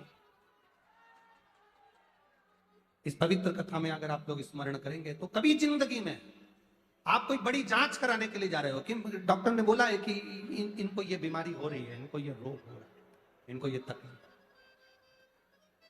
आप डॉक्टर को दिखाओ, जांच कराओ, डॉक्टर दवाई दे, उसको खाओ। डॉक्टर भी शंकर का एक रूप है। जैसे शिव महामृत्युंजय है तो जगत के जितने डॉक्टर हैं ये भी महामृत्युंजय का एक प्रतिबिंब स्वरूप है। आप इनको दिखाओ, डॉक्टर भी शंकर का एक स्वरूप है। ऐसा नहीं कि तुम डॉक्टर को नहीं मानोगे, डॉक्टर शिव का एक तत्व स्वरूप माना गया, मां मृत्युंजय माना गया, आप दिखा। पर यहां शास्त्र कहता, शिव महापुराण की कथा वर्णन करती है, जब तुम जांच कराने के लिए जा रहे हो, तुम्हें लग रहा है कि डॉक्टर ने बोला है कोई बड़ी बीमारी है, गठान है, और ये गठान, ये गांठ गर्भाशय में आ गई, ये गांठ कहीं शरीर में आ गई, और तुम्हें लग रहा है कि ये तकलीफ देगी और जांच के लिए जाएगी, उसके पहले जब आप डॉक्टर की जांच कराने के लिए जाओ, उसके पहले कुशा का जल, अगर महादेव जी की जो जलाधारी होती है, इसमें महादेव जी बने, दिख रहा है सबको, सबको नजर आ रहा है, टीवी के माध्यम से भी आप लोग देखते रहना, ठीक है। ये जो महादेव जी का शिवलिंग है, ये जो जलाधारी है, ये जलाधारी पार्वती जी का स्थान, इसके बीच में एक लाइन है, वो अशोक सुंदरी का स्थान, राइट में गणेश जी, कार्तिकेय जी, शिवलिंग के ऊपर जो जलाधारी रहती है जिसमें से बूंद बूंद पानी टपकता है, ये शंकर भगवान की 5 लड़कियां, जया, विषहरा, शामलीवारी, गौतली, देव, शिव जी की 5 बेटी। जब तुम्हें लग रहा है कि कोई बड़ी बीमारी हमारे शरीर में प्रवेश कर रही है और डॉक्टर कह रहे हैं कि इसकी जांच होगी, उसके पहले कुशा का जल, डाब का जल, ये अशोक सुंदरी का स्थान जहां पर है, और शिवलिंग का जो स्थान है, इसके बीच में जो जगह खाली पड़ी रहती है, इस स्थान पर अगर हम कुशा का जल, डाब का जल चढ़ा देते हैं और उस जल को उस स्थान पर जहां तुम्हें लग रहा है कि इसकी जांच होने जा रही है, उस स्थान को लगाकर जांच के लिए जाते हैं, कभी जिंदगी में बड़ा रोग प्रवेश कर ही नहीं सकता। कुशा का जो जल होता है, डाब का जो जल होता है, ये साधारण जल नहीं होता महाराज जी, इसको साधारण नहीं कहा, कुशा के जल को साधारण नहीं कहा। आजकल तो कपड़े के आसन आ गए, मेरी बुजुर्ग माता यहाँ पर बैठी हैं, बुजुर्ग अगर कोई बैठे होंगे तो उनको मालूम होगा, आजकल तो कपड़े के आसन आ गए। पहले ब्राह्मण को जो आसन दान दिया जाता था वो कुशा का दिया जाता था। बोलो री माताओं, सही है कि गलत है? पहले 3 चीजें बड़ी विशेष होती थी ब्राह्मण को दान करने के लिए। कुशा का आसन होता था, सौभाग्यवती नारी को सुहाग का सामान जो दान दिया जाता था वो बांस की टोकरी में दिया जाता था, जिसको सुहाग पिटारी कहते थे। अब आप क्या क्या कहते हैं हमें नहीं मालूम, पर हमारे उधर तो सुहाग पिटारी कहते थे। पिटारी का मतलब होता है उसमें बांस की डलिया, ब्लाउज के पीस रख दिया, कुंकू रख दिया, हल्दी रख दी, मेहंदी रख दी, चूड़ी रख दी, जो तुमने रखा वो बांस की पिटारी में रख। बांस की पिटारी में क्यों रखते थे? हमारे यहां बांस की पिटारी की महत्वता क्या है? हमारे यहाँ सनातन हिंदू धर्म में बहुत सी चीजें हैं जिसकी बड़ी महत्वता है हमारा। जैसे शादी के मंडप में बांस लगाना, बंसकार समाज के जो भाई होते हैं जो बांस का काम करते हैं, लोग भले कुछ भी कहें कि ये बंसकार है, ना ना ना, शिव महापुराण की कथा कहती है बंसकार बांस की डलिया का निर्माण करता है। जैसे बांस कभी समाप्त नहीं होता, लगा हुआ बांस में से बांस कटता जाता है, बांस फूटता जाता है, बांस कभी समाप्त नहीं होता, जिसमें से पैदा हुआ फिर होगा, उसको काट लो फिर होगा। उसी तरह बंसकार समाज जो बांस की डलिया का निर्माण करती है, वो बंसकार समाज बांस की डलिया इस भाव से बनाती है कि जिसके यहाँ शादी में जाए, सुहाग पिटारी में जाए, उसका सुहाग खूब बाबा कृपा बनाकर रखे, उसका वंश। अब लोग बंसकार, आजकल राजनीति के अंतर्गत चलते चलते तो हम क्या बोलें, बस बोल नहीं सकते, क्योंकि राजनीति के अंतर्गत सारी समाजों को तोड़ दिया गया है। ये समाज का है, वो समाज का है, वो समाज का है। पर शिव महापुराण की कथा कहती है ब्रह्मा जी के द्वारा प्रकट हुए मनु और शत्रुपा, इन मनु शत्रुपा की आप और हम सब औलाद हैं। कौन ब्राह्मण, कौन क्षत्रिय, कौन वैश्य, कौन शूद्र, ये सब भगवान की औलाद हैं। इनमें कोई भेद नहीं होना चाहिए, सब एक होना चाहिए। पर थोड़ी सी राजनीति, थोड़ी सी वोट के चक्कर में लोगों ने अपने अपने समाजों को तोड़ दिया, गलत है। ये शिव पुराण रखी है, 1 2 3 4 ब्राह्मण, क्षत्रिय, वैश्य, शूद्र, 4 पाए पर ये पोथी रखी है। उसी तरह हमारे ब्राह्मण, क्षत्रिय, वैश्य और शूद्र, ये 4 भारत के वो स्तंभ हैं जिस पर ये पूरा सनातन धर्म टिका हुआ। ये 4 ऐसे स्तंभ हैं जिस पे पूरा सनातन धर्म टिका हुआ है। पर वोट के चक्कर में, राजनीति के चलते हुए आज इन सनातन धर्म को तोड़ने के लिए लोगों ने विचार कर लिया। सनातन धर्म ऐसे नहीं टूटने वाला। तो सबसे पहले लोगों ने कहना चालू करा, अगरबत्ती लगाना बंद करो, क्योंकि अगरबत्ती में बांस होता है। थोड़े दिन के बाद ये तुम्हारी अगरबत्ती छुड़ा के तुम्हारे हाथ में मोमबत्ती पकड़ा देंगे और कहेंगे तुम्हारा बाप यही है, अब इसी को भजो, सनातन धर्म को भजना बंद कर दो। पर शास्त्र रीति कहती है, हमारा सनातन धर्म कहता है ब्राह्मण, क्षत्रिय, वैश्य, शूद्र, ये चारों एक स्तंभ है सनातन धर्म के। ये हमें कितना भी कोई तोड़े, पानी को डंडे से मारने से पानी अलग होता है क्या? अरे बोलो तो जीजियो, नहीं होता। इनको लोगों ने कह दिया ये तो वंशकार हैं, ये तो चर्मकार हैं, ये तो ये ना ना ना ना। जितनी जातियां, जितनी समाजें बनी है, ये हमारे सनातन धर्म के गौरव बनी है। संत रविदास जी ने चमड़े का जूता बनाते बनाते रविदास जी महाराज स्वयं मीराबाई आकर खड़ी हो जाती है और कहती है, गुरुदेव मैं तुम्हारे लिए अच्छा आश्रम सुंदर गंगा के घाट पर बना देती हूं गुरुदेव, अच्छी जगह बना देती हूं, चलो गुरुदेव। रविदास जी ने कहा, मीरा मैं काहे को गंगा के घाट पर जाऊं? मुझे गंगा के घाट पर जाने की जरूरत नहीं है मीरा। अगर मेरी भक्ति में बल होगा तो गंगा खुद आएगी, स्वयं पहुंचेगी। संत रविदास जी ने कहा तो मीराबाई हंसने लगी, गुरुदेव गंगा मैया यहां कहां से आएगी? तू क्या चाहती है? मीराबाई कहती है, मुझे गंगा जल पीना है। रविदास जी कहे, रुक जा। जिस कठोते में रविदास जी चमड़ा धोते थे, रविदास जी ने हाथ जोड़े, गंगा मैया ये मीरा छोटी है, जानती नहीं, इसको जल पीना है, आप जल दो ना। छोटे से कठोते में जिसमें रविदास जी चमड़ा धोते थे, उसी चमड़ा धोने वाले पात्र में से हीरे की चूड़ी पहना हुआ एक हाथ निकलकर बाहर आ गया, उसमें गंगा का जल रखा। मन चंगा कठोते में गंगा। प्रसन्न हो गई मीरा। जहां गुरु, सच्चा गुरु जिस जगह पर बैठता है, उस जगह पर गंगा को, गुरु गंगा नहाने नहीं जाता, गंगा गुरु के पास चलकर आती है। सच्चा अगर सतगुरु है, सच्चा गुरु है,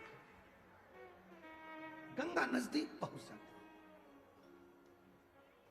सत्य है आपके पास में। आपको हमने पहले कथा में कहा, आज फिर कह रहे हैं, जो शंकर का भक्त होता है, शिव को एक लोटा जल चढ़ाने वाला होता है, बिना दिखावे के जो भगवान की भक्ति करने वाला होता है, उसे भगवान को नहीं ढूंढना पड़ता, भगवान उसे ढूंढता है। आपको नहीं ढूंढना। दुनिया के लोग कितने भी तोड़ दें तुमको, कितने ये ब्राह्मण अलग हैं, क्षत्रिय अलग है, वैश्य अलग हैं, शूद्र अलग हैं, सब अपने अपने भाव से अपना अपना गढ़ बनाकर कहें, ना ना ना ना। गुलाब जामुन खाओ चाहे रसगुल्ला खाओ, इमरती खाओ चाहे जलेबी खाओ, जाति पेट में ही है। बोलो सही है कि गलत है? ब्राह्मण हो, क्षत्रिय हो, वैश्य हो, शूद्र हो, आखिरी में जाना उसी के पास। हो सकता है कोटा वासियों के लिए जलेबी का डिपार्टमेंट अलग, गुलाब जामुन अलग जा रही हो, रसगुल्ला अलग जा रहा हो। हमारे उधर तो ऐसा नहीं होता। हमारे यहाँ तो गुलाब जामुन खाएंगे तो भी पेट में जाएगी, रसगुल्ला खाएंगे तो भी पेट में जाएगा। जाना एक ही जगह है। तुम जीते जी मानो तो भी वही है, और मरने के बाद मानो तो भी वही है। सत्यम शिवम सुंदरम में ये पूरी सृष्टि समाई,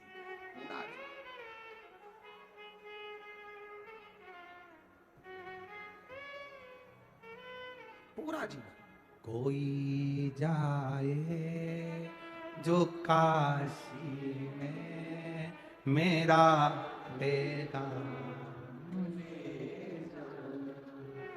कोई जाए जो काशी में मेरा पैगाम, मैं खुद तो आ नहीं सकता, मैं खुद तो आ नहीं सकता, मेरा पैगाम कोई जाए जो काशी में मेरा पैगाम। ये कहना डम रुवाले से तुम्हारी ये कहना डमरू वाले से तुम्हारी सताती, मैं खुद तो आ नहीं सकता, मेरा तुम ब्राह्मण हो, तुम क्षत्रिय हो, तुम वैश्य हो, तुम शूद्र हो, जो हो, तुम भगवान के अति प्रिय हो।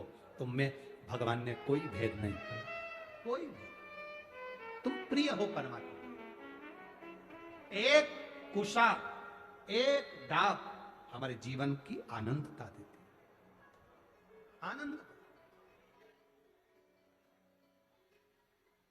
एक किसी ने पत्र लिखा, उस पत्र में उन्होंने लिखा कि गुरुदेव,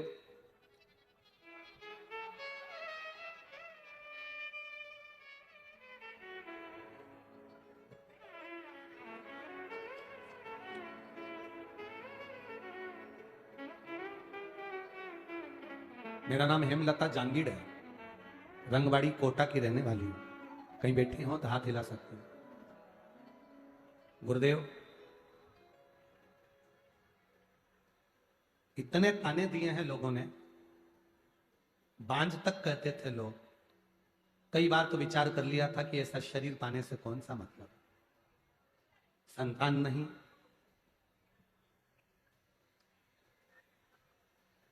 10 साल तक डॉक्टरों को दिखाते रहे, आराम नहीं मिला।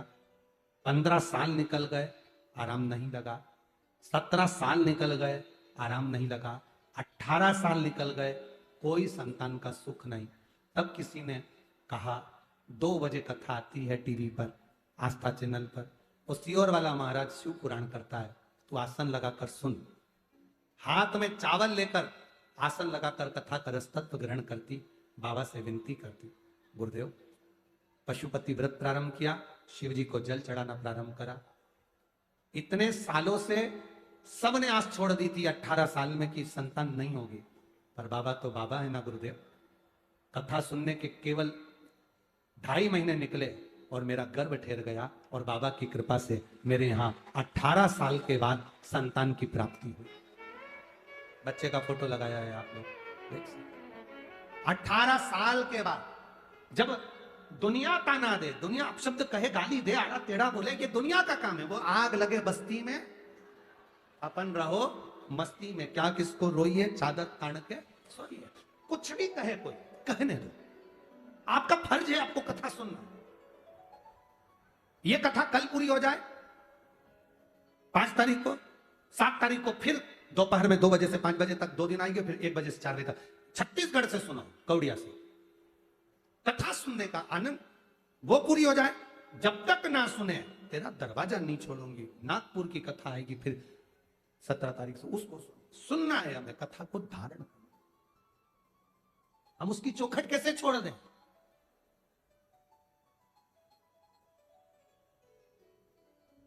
कल हम थोड़ा मिलते कम हैं, ये शर्मा जी जानते हैं, संदीप शर्मा जी भी जानते हैं, और आप लोग भी जानते हो ना, हम मिलते नहीं है बहुत, ना के बराबर।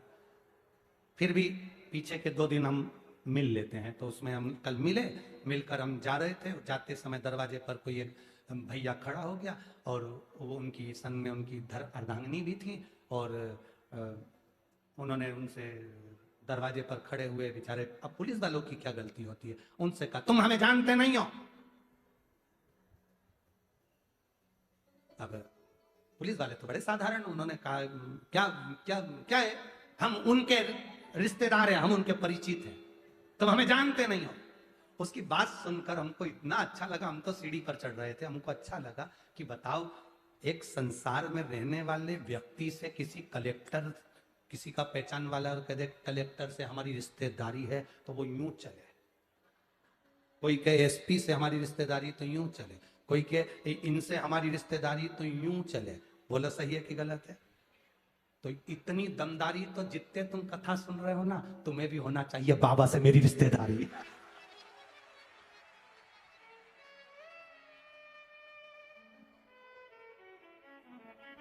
ये रिश्तेदारी यहां काम आएगी, पर वो रिश्तेदारी केवल वहां नहीं, यहां भी और वहां भी। प्रभु आपकी कृपा से सब काम हो। अगर कोई कहे कि हमारी रिश्तेदारी उनसे है, हमारी रिश्तेदारी उनसे है, तुम हमको जानते नहीं हो, तुम भी तू मुझे पहचानता नहीं है, जिसकी रिश्तेदारी जिससे, पर मेरी रिश्तेदारी कुबेरेश्वर महादेव से, मेरी रिश्तेदारी मेरे महादेव से है।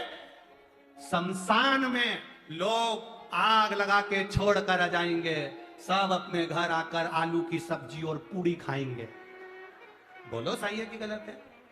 सब आलू की सब्जी पूड़ी खाएंगे, मोहल्ले वाले चाय बनाकर ला के देंगे, बस तुम ऐसे बैठे बैठे, और चाय भी वहीं धीरे से पल्लू अंदर करके सब निपटा रहे होगे, सब खा रहे पी रहे होगे, और शमशान में आग लगाकर तुम्हें छोड़ आएंगे। उस समय पर कोई तुम्हारे साथ नहीं होगा, तब तुम्हारा जो लोटा भर के जल चढ़ाया वो रिश्तेदार तुम्हारे साथ होगा, तुम्हारा शंकर, तुम्हारा शिव, तुम्हारा ओघड़ी, तुम्हारा शंभू तुम्हारे साथ। जब कोई नहीं आता मेरा बाबा, जब कौन आएगा? अंत समय में वही आएगा। अंत समय और वचन दिया, ये उसकी कृपा है, ये उसकी दया है। अब अभी हम आ रहे थे तो कोई कह रहा था आज बहुत सारी भीड़ बहुत ज्यादा हो गई है, जनता बहुत आ गई है। हमने उनसे कहा भी तो चिंता मत करो, रात बाकी है। सबको ये मालूम है कि कल शिव पुराण विराम होगी, मेहमान जब जाते हैं तो 500 का नोट देकर जाते हैं, ये सबको मालूम है, सबको ज्ञात है। शिव पुराण कल विराम होती है तो बाबा जाते जाते क्या देकर जाता है, ये सबको मालूम है। तो कोई ने कहा सवेरे 8 बजे हमारे यहाँ कौन आएगा कोटा में? हमने कहा तुम कल फोटो खींचने आना कि कहां जगह खाली है, वो खींच कर बताना कि कौन नहीं आए। जो जगह खाली है उसका फोटो खींच कर भेजना कि ये खाली रह गई। ये जितने दिख रहे हैं ये जाएंगे ही नहीं, ये पूरी तैयारी से आए। तुम्हें क्या मालूम है? बोलो री जीजियो, हाथ तो हिला दो एक बार। टीवी वालों, आस्था चैनल वाले जरा दिखा दो, ये जाने वाले, ये जो हाथ हिला रहे हैं ये सब तैयारी में आए हैं। साथ में 2 बोतल पानी, बिस्कुट का पूरा, टॉफी, और छोरा छोरी को भी सिखा के लाए, चुप बैठना हो। और ऊपर से माननीय अध्यक्ष महोदय बिरला जी ने कह दिया कि कल सबकी, अब ये जाए 8 बजे से 11 बजे तक कथा सुनेंगे, 2 बजे आराम से, और खाए तो खाए पन्नी। बोले ठीक है अंकल, रखे सो। अरे कोटा वालों एक बात तो है रे, ऐसी कथा कोटा में तो नहीं देखी होगी तुम लोग, पक्का।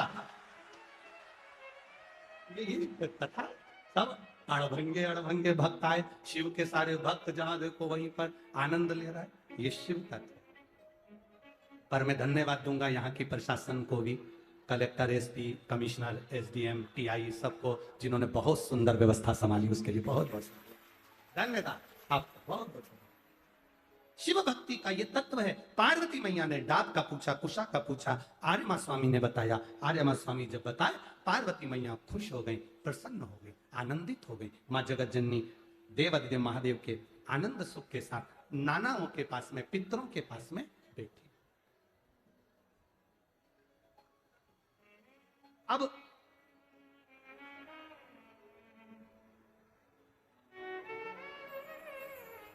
पितरों की एक बेटी जिसका नाम था पीवरी। क्या नाम था? पीवरी। पीवरी कौन? वेद व्यास जी महाराज के पुत्र श्री सुखदेव जी महाराज। भागवत जी सुनिए सबने, बोलो जम के बोलो, सुनिए है ना भागवत जी? सुखदेव जी ने राजा परीक्षित को कथा सुनाई थी, अरे बोलो तो ठीक है। सुखदेव जी महाराज की धर्म पत्नी का क्या नाम था? पितरों की लड़की पीवरी के साथ सुखदेव जी महाराज का ब्याह हुआ था। सुखदेव जी महाराज की धर्म पत्नी पीवरी, वेद व्यास जी महाराज की बहू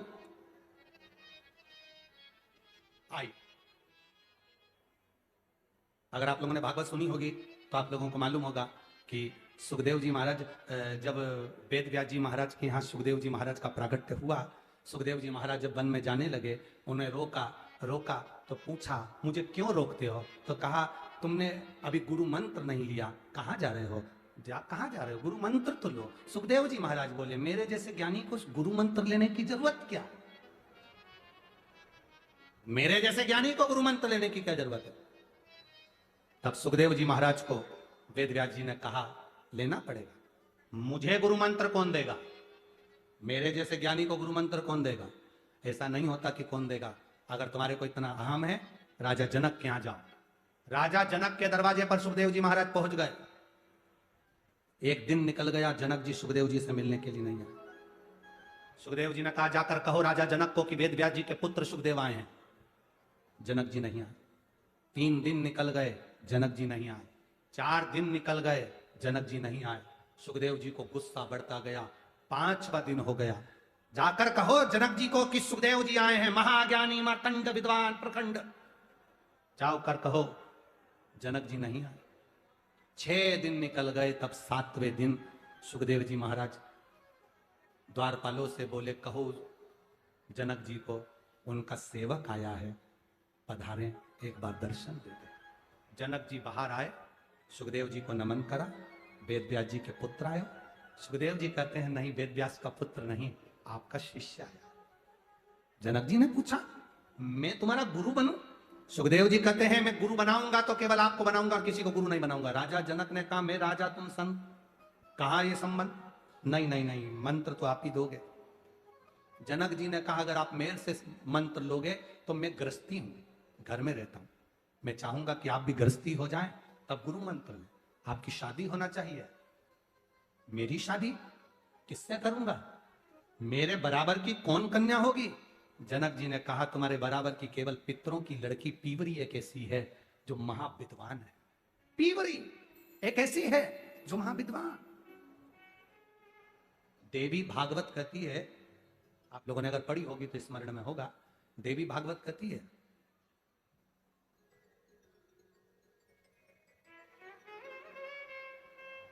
जिसकी चमड़ी सफेद पड़ जाती है, जिसको चर्म रोग हो जाता है, सफेद चमड़ी जिसकी पड़ जाती है, या सोरासिस जैसी बीमारी भी हो जाए, या चर्म रोग किसी भी तरह का हो जाए, कोई खाज हो गई या चर्म रोग हो गया, गाय पूर्णिमा के दिन जब अपने बछड़े को दूध पिला रही हो और बछड़ा जब दूध पी रहा हो, दूध पीते पीते बछड़े के मुख पर फेन आ जाता है, उस फेन को चम्मच में निकाल लीजिए।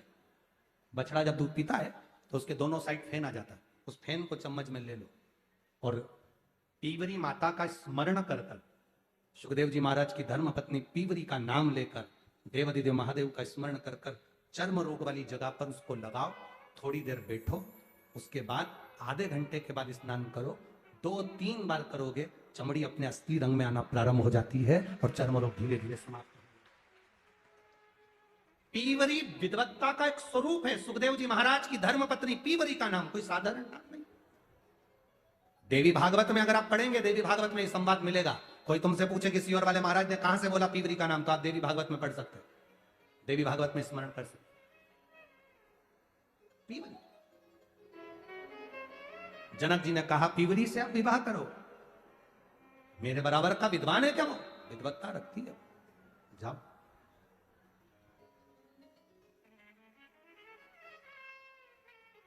सुखदेव जी ने पीवरी से विवाह करा। तो आज पार्वती जी को वो पितरों की कन्या अर्थात पार्वती जी की मौसी मैनावती की बहन पीवरी सामने नजर आई। पीवरी जैसी आ रही थी, वैसे की वैसे पितरों ने पीवरी का स्वागत करा। पीवरी का स्वागत करा। बहुत ध्यान देने वाला विषय है। जिस नारी का रजोधर्म में अगर तकलीफें आती हैं, रजोधर्म से जुड़ी हुई जो प्रॉब्लम बढ़ जाती है, या गर्भाशय में, बच्चादानी में उसको लग रहा है कि कोई गांठ पड़ गई है, या गर्भाशय में कोई प्रॉब्लम आ गई, या रजोधर्म से जुड़ी हुई कोई परेशानी आ गई, उस समय पर दुर्वा, दुर्वा जानते हो, गणेश जी को चढ़ती है ना दुर्वा, दुर्वा अशोक सुंदरी वाली जगह पर समर्पित कर कर 5 दुर्वा सुबह के समय खाली पेट पीवरी का स्मरण कर कर उसको यदि खाया जाए तो रजो धर्म से जुड़ी हुई जितनी दिक्कतें होती हैं वो सब समाप्त हो जाती है और गर्भाशय में गांठ नहीं बनती। पीवरी, इस पीवरी के नाम का वर्णन बड़ा शास्त्र के अंतर्गत आया हमारा, बड़ा बड़ा सुंदर भाव। पितरों की कन्या पीवरी के साथ जो सुखदेव जी महाराज का मंगल विवाह हुआ था, ये पीवरी कोई साधारण नहीं, एक आनंद का विषय है पीवरी, पितरों का एक वरदान है पीवरी, पितरों का एक आशीर्वाद है पीवरी। ये उनके लिए भी काम करती है पीवरी जिनका 2-4 महीने का बच्चा हुआ और अवर्षण हो गया, फिर 2-3 महीने का बच्चा हुआ फिर गिर गया, फिर 2-4 महीने का बच्चा ठहरता है फिर गिर जाता है, उसके लिए पीवरी का नाम बड़ा काम आता है मेरा, बहुत। बेलपत्र समर्पित कर कर, वो बेलपत्र को पीवरी का स्मरण कर कर सोमवार की अष्टमी के दिन उस बेलपत्री को खा लिया जाए तो बच्चा फिर 2-4 महीने का गिरता नहीं है, बच्चा पूरा जन्म लेता है और विकलांग नहीं होता, अच्छा बच्चा जन्म लेता है। पीवरी के नाम का इतना गुणगान है। ये 2-3 जो नाम होते हैं पीवरी का, एक तुम्बरुका जी का, ये नाम ऐसे हैं जो हमारे जीवन को सुख प्रदान करते हैं, आनंद देते। पीवरी, सारे पितृलोक के पीवरी को आते देखा तो सम्मान किया, बेटी को आते देखो तो सम्मान होना चाहिए। गाय, बेटी, संत, ब्राह्मण, घर के बड़े बुजुर्ग, इनका सम्मान घर में हमेशा होना चाहिए, हमेशा।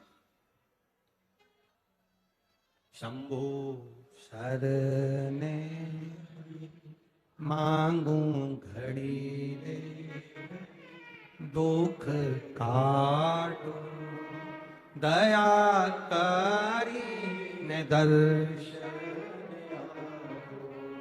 शंभो शरणे मांगू घड़ी रे, दुख काटो दया करी ने दर्शन। शिव तत्व कर रहा, ओगरदानी की कथा कर रही, ये सुख का विषय है पीवरी। पार्वती जी मिली अपनी मौसी से, पीवरी से, मैनावती अपनी बहन से मिली। पीवरी के चेहरे की चमक इतनी थी, पार्वती जी ने पूछा मैनावती से, मां ये कौन है, इतनी सुंदर, इतना चमक। और आपको कथा में कहा पहले, क्रीम की चमक 2-4 साल, क्रीम की चमक 2-4 महीना, क्रीम की चमक 2-4 दिन रहती है, पर अच्छे कर्म की चमक जिंदगी भर रहती है, जीवन पर्यंत, अंत समय तक आपका चेहरा आपके कर्म से चमकता है। आप अच्छा करोगे आपके चेहरे पर चमक आ जाएगी, आपको ब्यूटी पार्लर जाने की जरूरत नहीं पड़ेगी। कहां जा, आजकल तो इतना फैशन बिगड़ गया, इतना फैशन बिगड़ गया महाराज, कोई सुंदरकांड का पाठ भी कराता है तो पहले पंडित जी से कहता है मजा आना चाहिए। अब तो सुंदरकांड मजा लेने के लिए करा रहा है कि कल्याण के लिए करा रहा है? महाराज ऐसा सुंदरकांड का पाठ होना चाहिए सबके पांव थी लग जाए। तो एक काम करना, सुंदरकांड काय को करा रहा है, किसी और को बुला ले, सबके पांव थिरक जाएंगे। आज के जमाने में लोग सुंदरकांड का पाठ कराने के लिए पंडित जी से कह रहे हैं महाराज ऐसा पाठ करना कि लोगों को मजा आ जाए। देखो हम तो उनको बुला रहे थे, हमने उनको नहीं बुलाया, तुम्हारा नाम सुना कि तुम्हारे सुंदरकांड के पाठ में लोगों को बहुत मजा आता है, इसलिए तुम्हें बुलाया। पंडित जी को हाथ जोड़ करके देना चाहिए, मैं मजा लेने के लिए, देने के लिए सुंदरकांड नहीं करता, मैं बाबा को रिझाने के लिए सुंदरकांड करता हूं। इतना बिगाड़ दिया लोगों ने, इतना बिगाड़ दिया। पहले मेकअप का डब्बा कमरे में जाता है, तब जाकर कई कथाकार ऐसे हैं इतना मेकअप कर कर तब कथा में आते हैं। पहले डब्बा जाए तब महाराज आए। क्या जिंदगी, भजन करो, स्मरण करो, भक्ति करो। भजन की चमक कभी जिंदगी में खत्म नहीं होती, मीराबाई जिंदगी भर चमकती रही। रामदेव, रामकृष्ण परमहंस, चैतन्य महाप्रभु, तुकाराम जी, नरसिंह मेहता जी, ये किसी पार्लर में नहीं गए महाराज, इनकी भक्ति का बल इतना प्रबल था कि आज तक इनका नाम पूरी दुनिया में चमक रहा है। ये उसकी कृपा है, ये उसकी कृपा से प्राप्त हो। कहां चमके?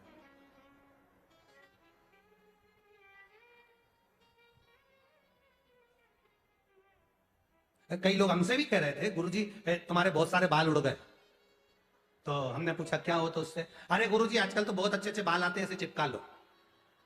हमने कहा जनता देख रहे हो, जहां से आते वहीं पकड़ के तो हमारा कुर्ता खींचती है। एक आध ने खींच लिया तो कल्याण कर दे, तो क्या उसका। अरे महाराज ये चमक, ये दमक, फुल्लवन में महक, सब कुछ मेरे भोलेनाथ तुम ही से है। ये सब उसी का तो है जो हम भज रहे हैं, हम स्मरण कर रहे हैं। आप करो भगवान की भक्ति।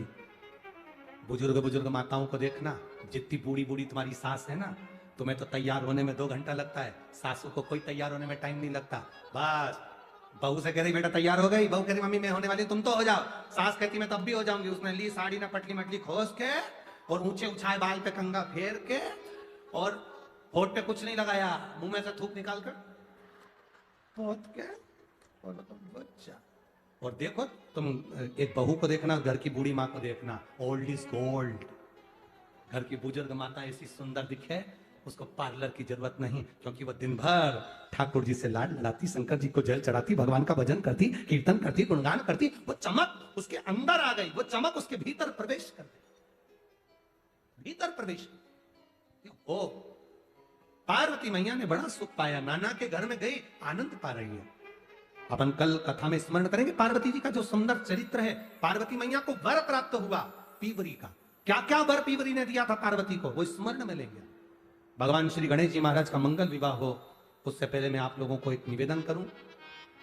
कल कथा सुबह 8 बजे से 11 बजे तक होगी, टीवी पर 2 बजे से 5 बजे तक आएगी। मैं माननीय अध्यक्ष महोदय श्री ओम बिरला जी को भी साधुवाद देता हूं और श्री संदीप शर्मा जी विधायक जी को साधुवाद देता हूं, जिन्होंने अपने क्षेत्र के लोगों के मन की बात को जाना और ये कोटा में शिव महापुराण की कथा करवाई। एक बार जोरदार ताली बजाएं विधायक महोदय के लिए, जिन्होंने इतनी सुंदर कथा का रसतत्व ग्रहण करवाया। आपसे एक निवेदन, अपने नगर को शुद्ध रखने के लिए, नदी, तालाब, बावड़ी को स्वच्छ रखने के लिए निर्माल्य विसर्जन का रथ अवश्य चलाएं। आप लोग चलाएं क्या निर्माल्य विसर्जन का?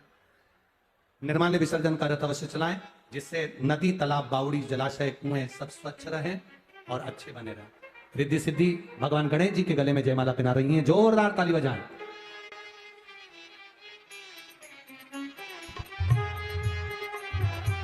गणेश जी रिद्धि सिद्धि के गले में जयमाला डाल रहे हैं। रिद्धि सिद्धि ने वापस वही माला निकालकर श्री गणेश जी महाराज के गले में डाली है। भगवान गणेश जी ने रिद्धि सिद्धि के कंधे पर अपना हस्त कमल रखा है। बोल गणेश जी महाराज की। माननीय मैं श्री ओम बिरला जी माननीय अध्यक्ष लोकसभा से निवेदन करूंगा, संदीप शर्मा जी से निवेदन करूंगा कि वो गणेश जी का तिलक लगाकर पूजन करें। गणेश जी का पूजन। कल कथा का विराम दिवस रहेगा, बड़े भाव से आनंद से 8 बजे से 11 बजे तक कथा का रसतत्व ग्रहण करेंगे और बड़े आनंद से भगवान की विरल कथा को श्रवण कर अपने जीवन को सार्थक करेंगे। 7 तारीख से कथा छत्तीसगढ़ कौड़िया में प्रारंभ हो जाएगी, शिवधाम कौड़िया में। बड़े आनंद से वहां पर अपन ग्रहण करेंगे। हर हर जय जय श्री राधे। सभी भक्तों को हर हर महादेव सदा जैसे के चाह श्री शिवाय नमस्तोभ्यम। व्यासपीठ को नमन करते हुए हम सबके प्रिय, हम सबके लाडले ठाकुर कल्लू जी महाराज के चरणों में नमन करते हुए, परम सत्य परम आदरणीय विश्व विख्यात पूज्य गुरुदेव के पावन चरणों को नमन करते हुए और आप सभी शिव भक्तों के चरणों में नमन करते हुए सुंदर आज हम सभी ने चतुर्थ दिवस की कथा श्रवण करी। और जैसा कि आप सभी को ज्ञात है, निर्माल विसर्जन रथ सभी भक्त अपने गांव नगर शहर में चला रहे हैं। एक बड़ी ही सुंदर पहल पूज्य गुरुदेव ने करी है। आप भी इस पहल में बढ़ चढ़कर हिस्सा लें। हमारा जल संरक्षण बना रहे, हमारे नदी, कुएं, बावड़ी, तालाब सब शुद्ध बने रहे। इसलिए निर्माल विसर्जन रथ सभी भक्तों द्वारा अपने अपने गांव नगर शहरों में चलाया जाता है, जिससे सभी भक्त मंदिर से जो भी निर्माल्य निकलते हैं, जो भी घरों से निर्माल्य निकलते हैं, इकट्ठा कर कर एक जगह एकांत में उन निर्मालों को रखा जाता है, जिससे खाद बनकर ये पेड़ पौधों के काम आ सके। आप भी इस सुंदर पहल में बढ़ चढ़कर हिस्सा लें और सुंदर आरती का समय हो चुका है। आरती का आनंद हम सभी मिलकर लेंगे। जिन भक्तों के नाम मंच से लिए जाएंगे वे अति शीघ्र मंच पर पधारें। माननीय अध्यक्ष महोदय जी श्री ओम बिरला जी बड़े ही आदर और सम्मान से मंच पर पधारें, सुंदर आरती में सम्मिलित हो। माननीय विधायक महोदय श्री संदीप जी शर्मा बड़े ही आदर और सम्मान से मंच पर पधारें। माननीय श्री विजय नंद जी प्रांत प्रचारक राष्ट्रीय स्वयं सेवक संघ से बड़े ही आदर और सम्मान से मंच पर पधारें।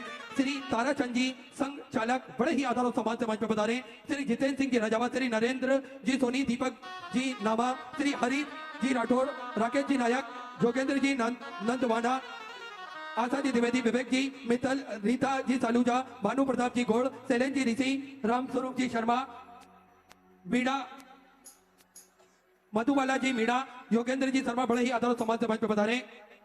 सुंदर आरती का आनंद हम सभी मिलकर लेंगे। जय जय श्री राधे, हर हर महादेव, श्री शिवाय नमः।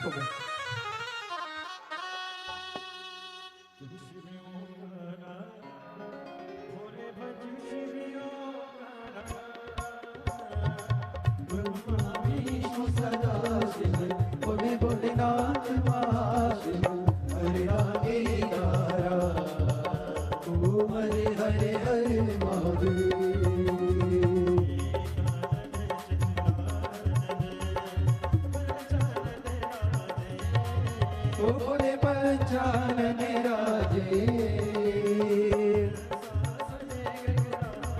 हंसासन गरुड़ासन ओम हरे हरे हरे महादेव।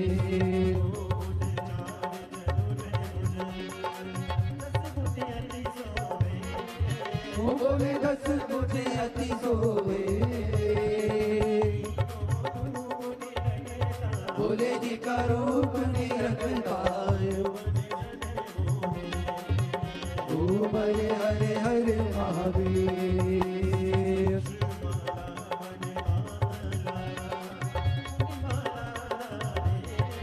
ओ बोले मुंडवाला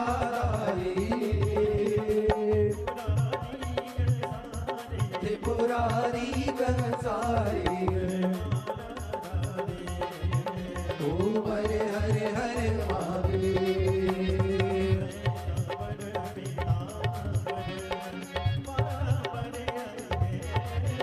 बोले मागा परे अंगे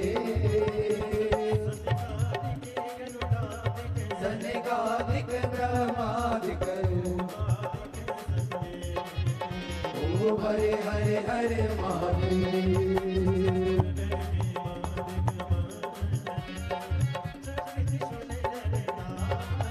बोले चक्र त्रिशूल करता जग करता जग हरता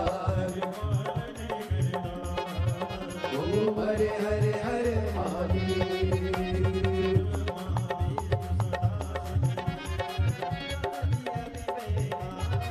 ओ बोले जानत अविवेका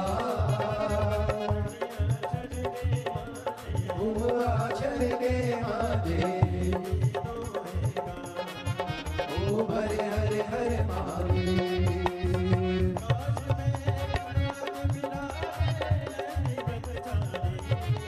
बोले नदी ब्रह्मचारी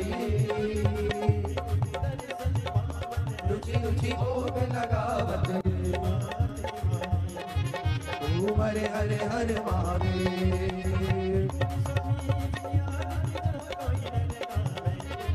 बोले जो कोई नर गावे जपत हरा हर गावे ओम हरे हरे हरे महादेव।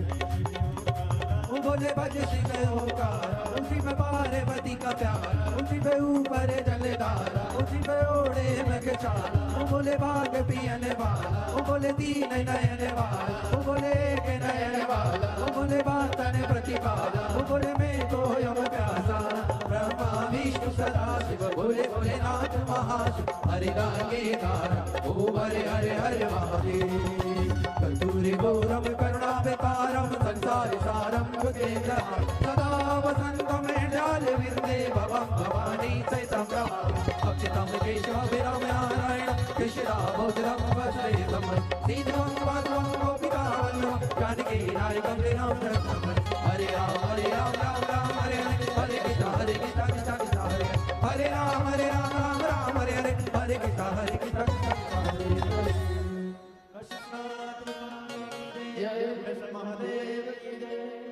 हरि ओम ओम जगनेन जगन्नामाय जन्ता देवास्तानि धर्माणि प्रथमान्यसन्न तेहनागं महिमानः सचन्ता जत्रा पूर्वे साध्याः शान्तिदेवाः ओम एकदन्ताय विद्महे वक्रतुण्डाय धीमहि तन्नो दन्ति प्रचोदयात् ओम गणाम्बिकायै च विद्महे कर्मसिद्ध्यै च धीमहि तन्नो गौरी प्रचोदयात् ओम तत्पुरुषाय विद्महे महादेवाय धीमहि तन्नो श्रीरुद्र प्रचोदयात् ओम नानः सुगन्धि पुष्पाणि यथा कालोद्भवानि च पुष्पाञ्जलिर्मया दत्त गृह्णतां परमेश्वर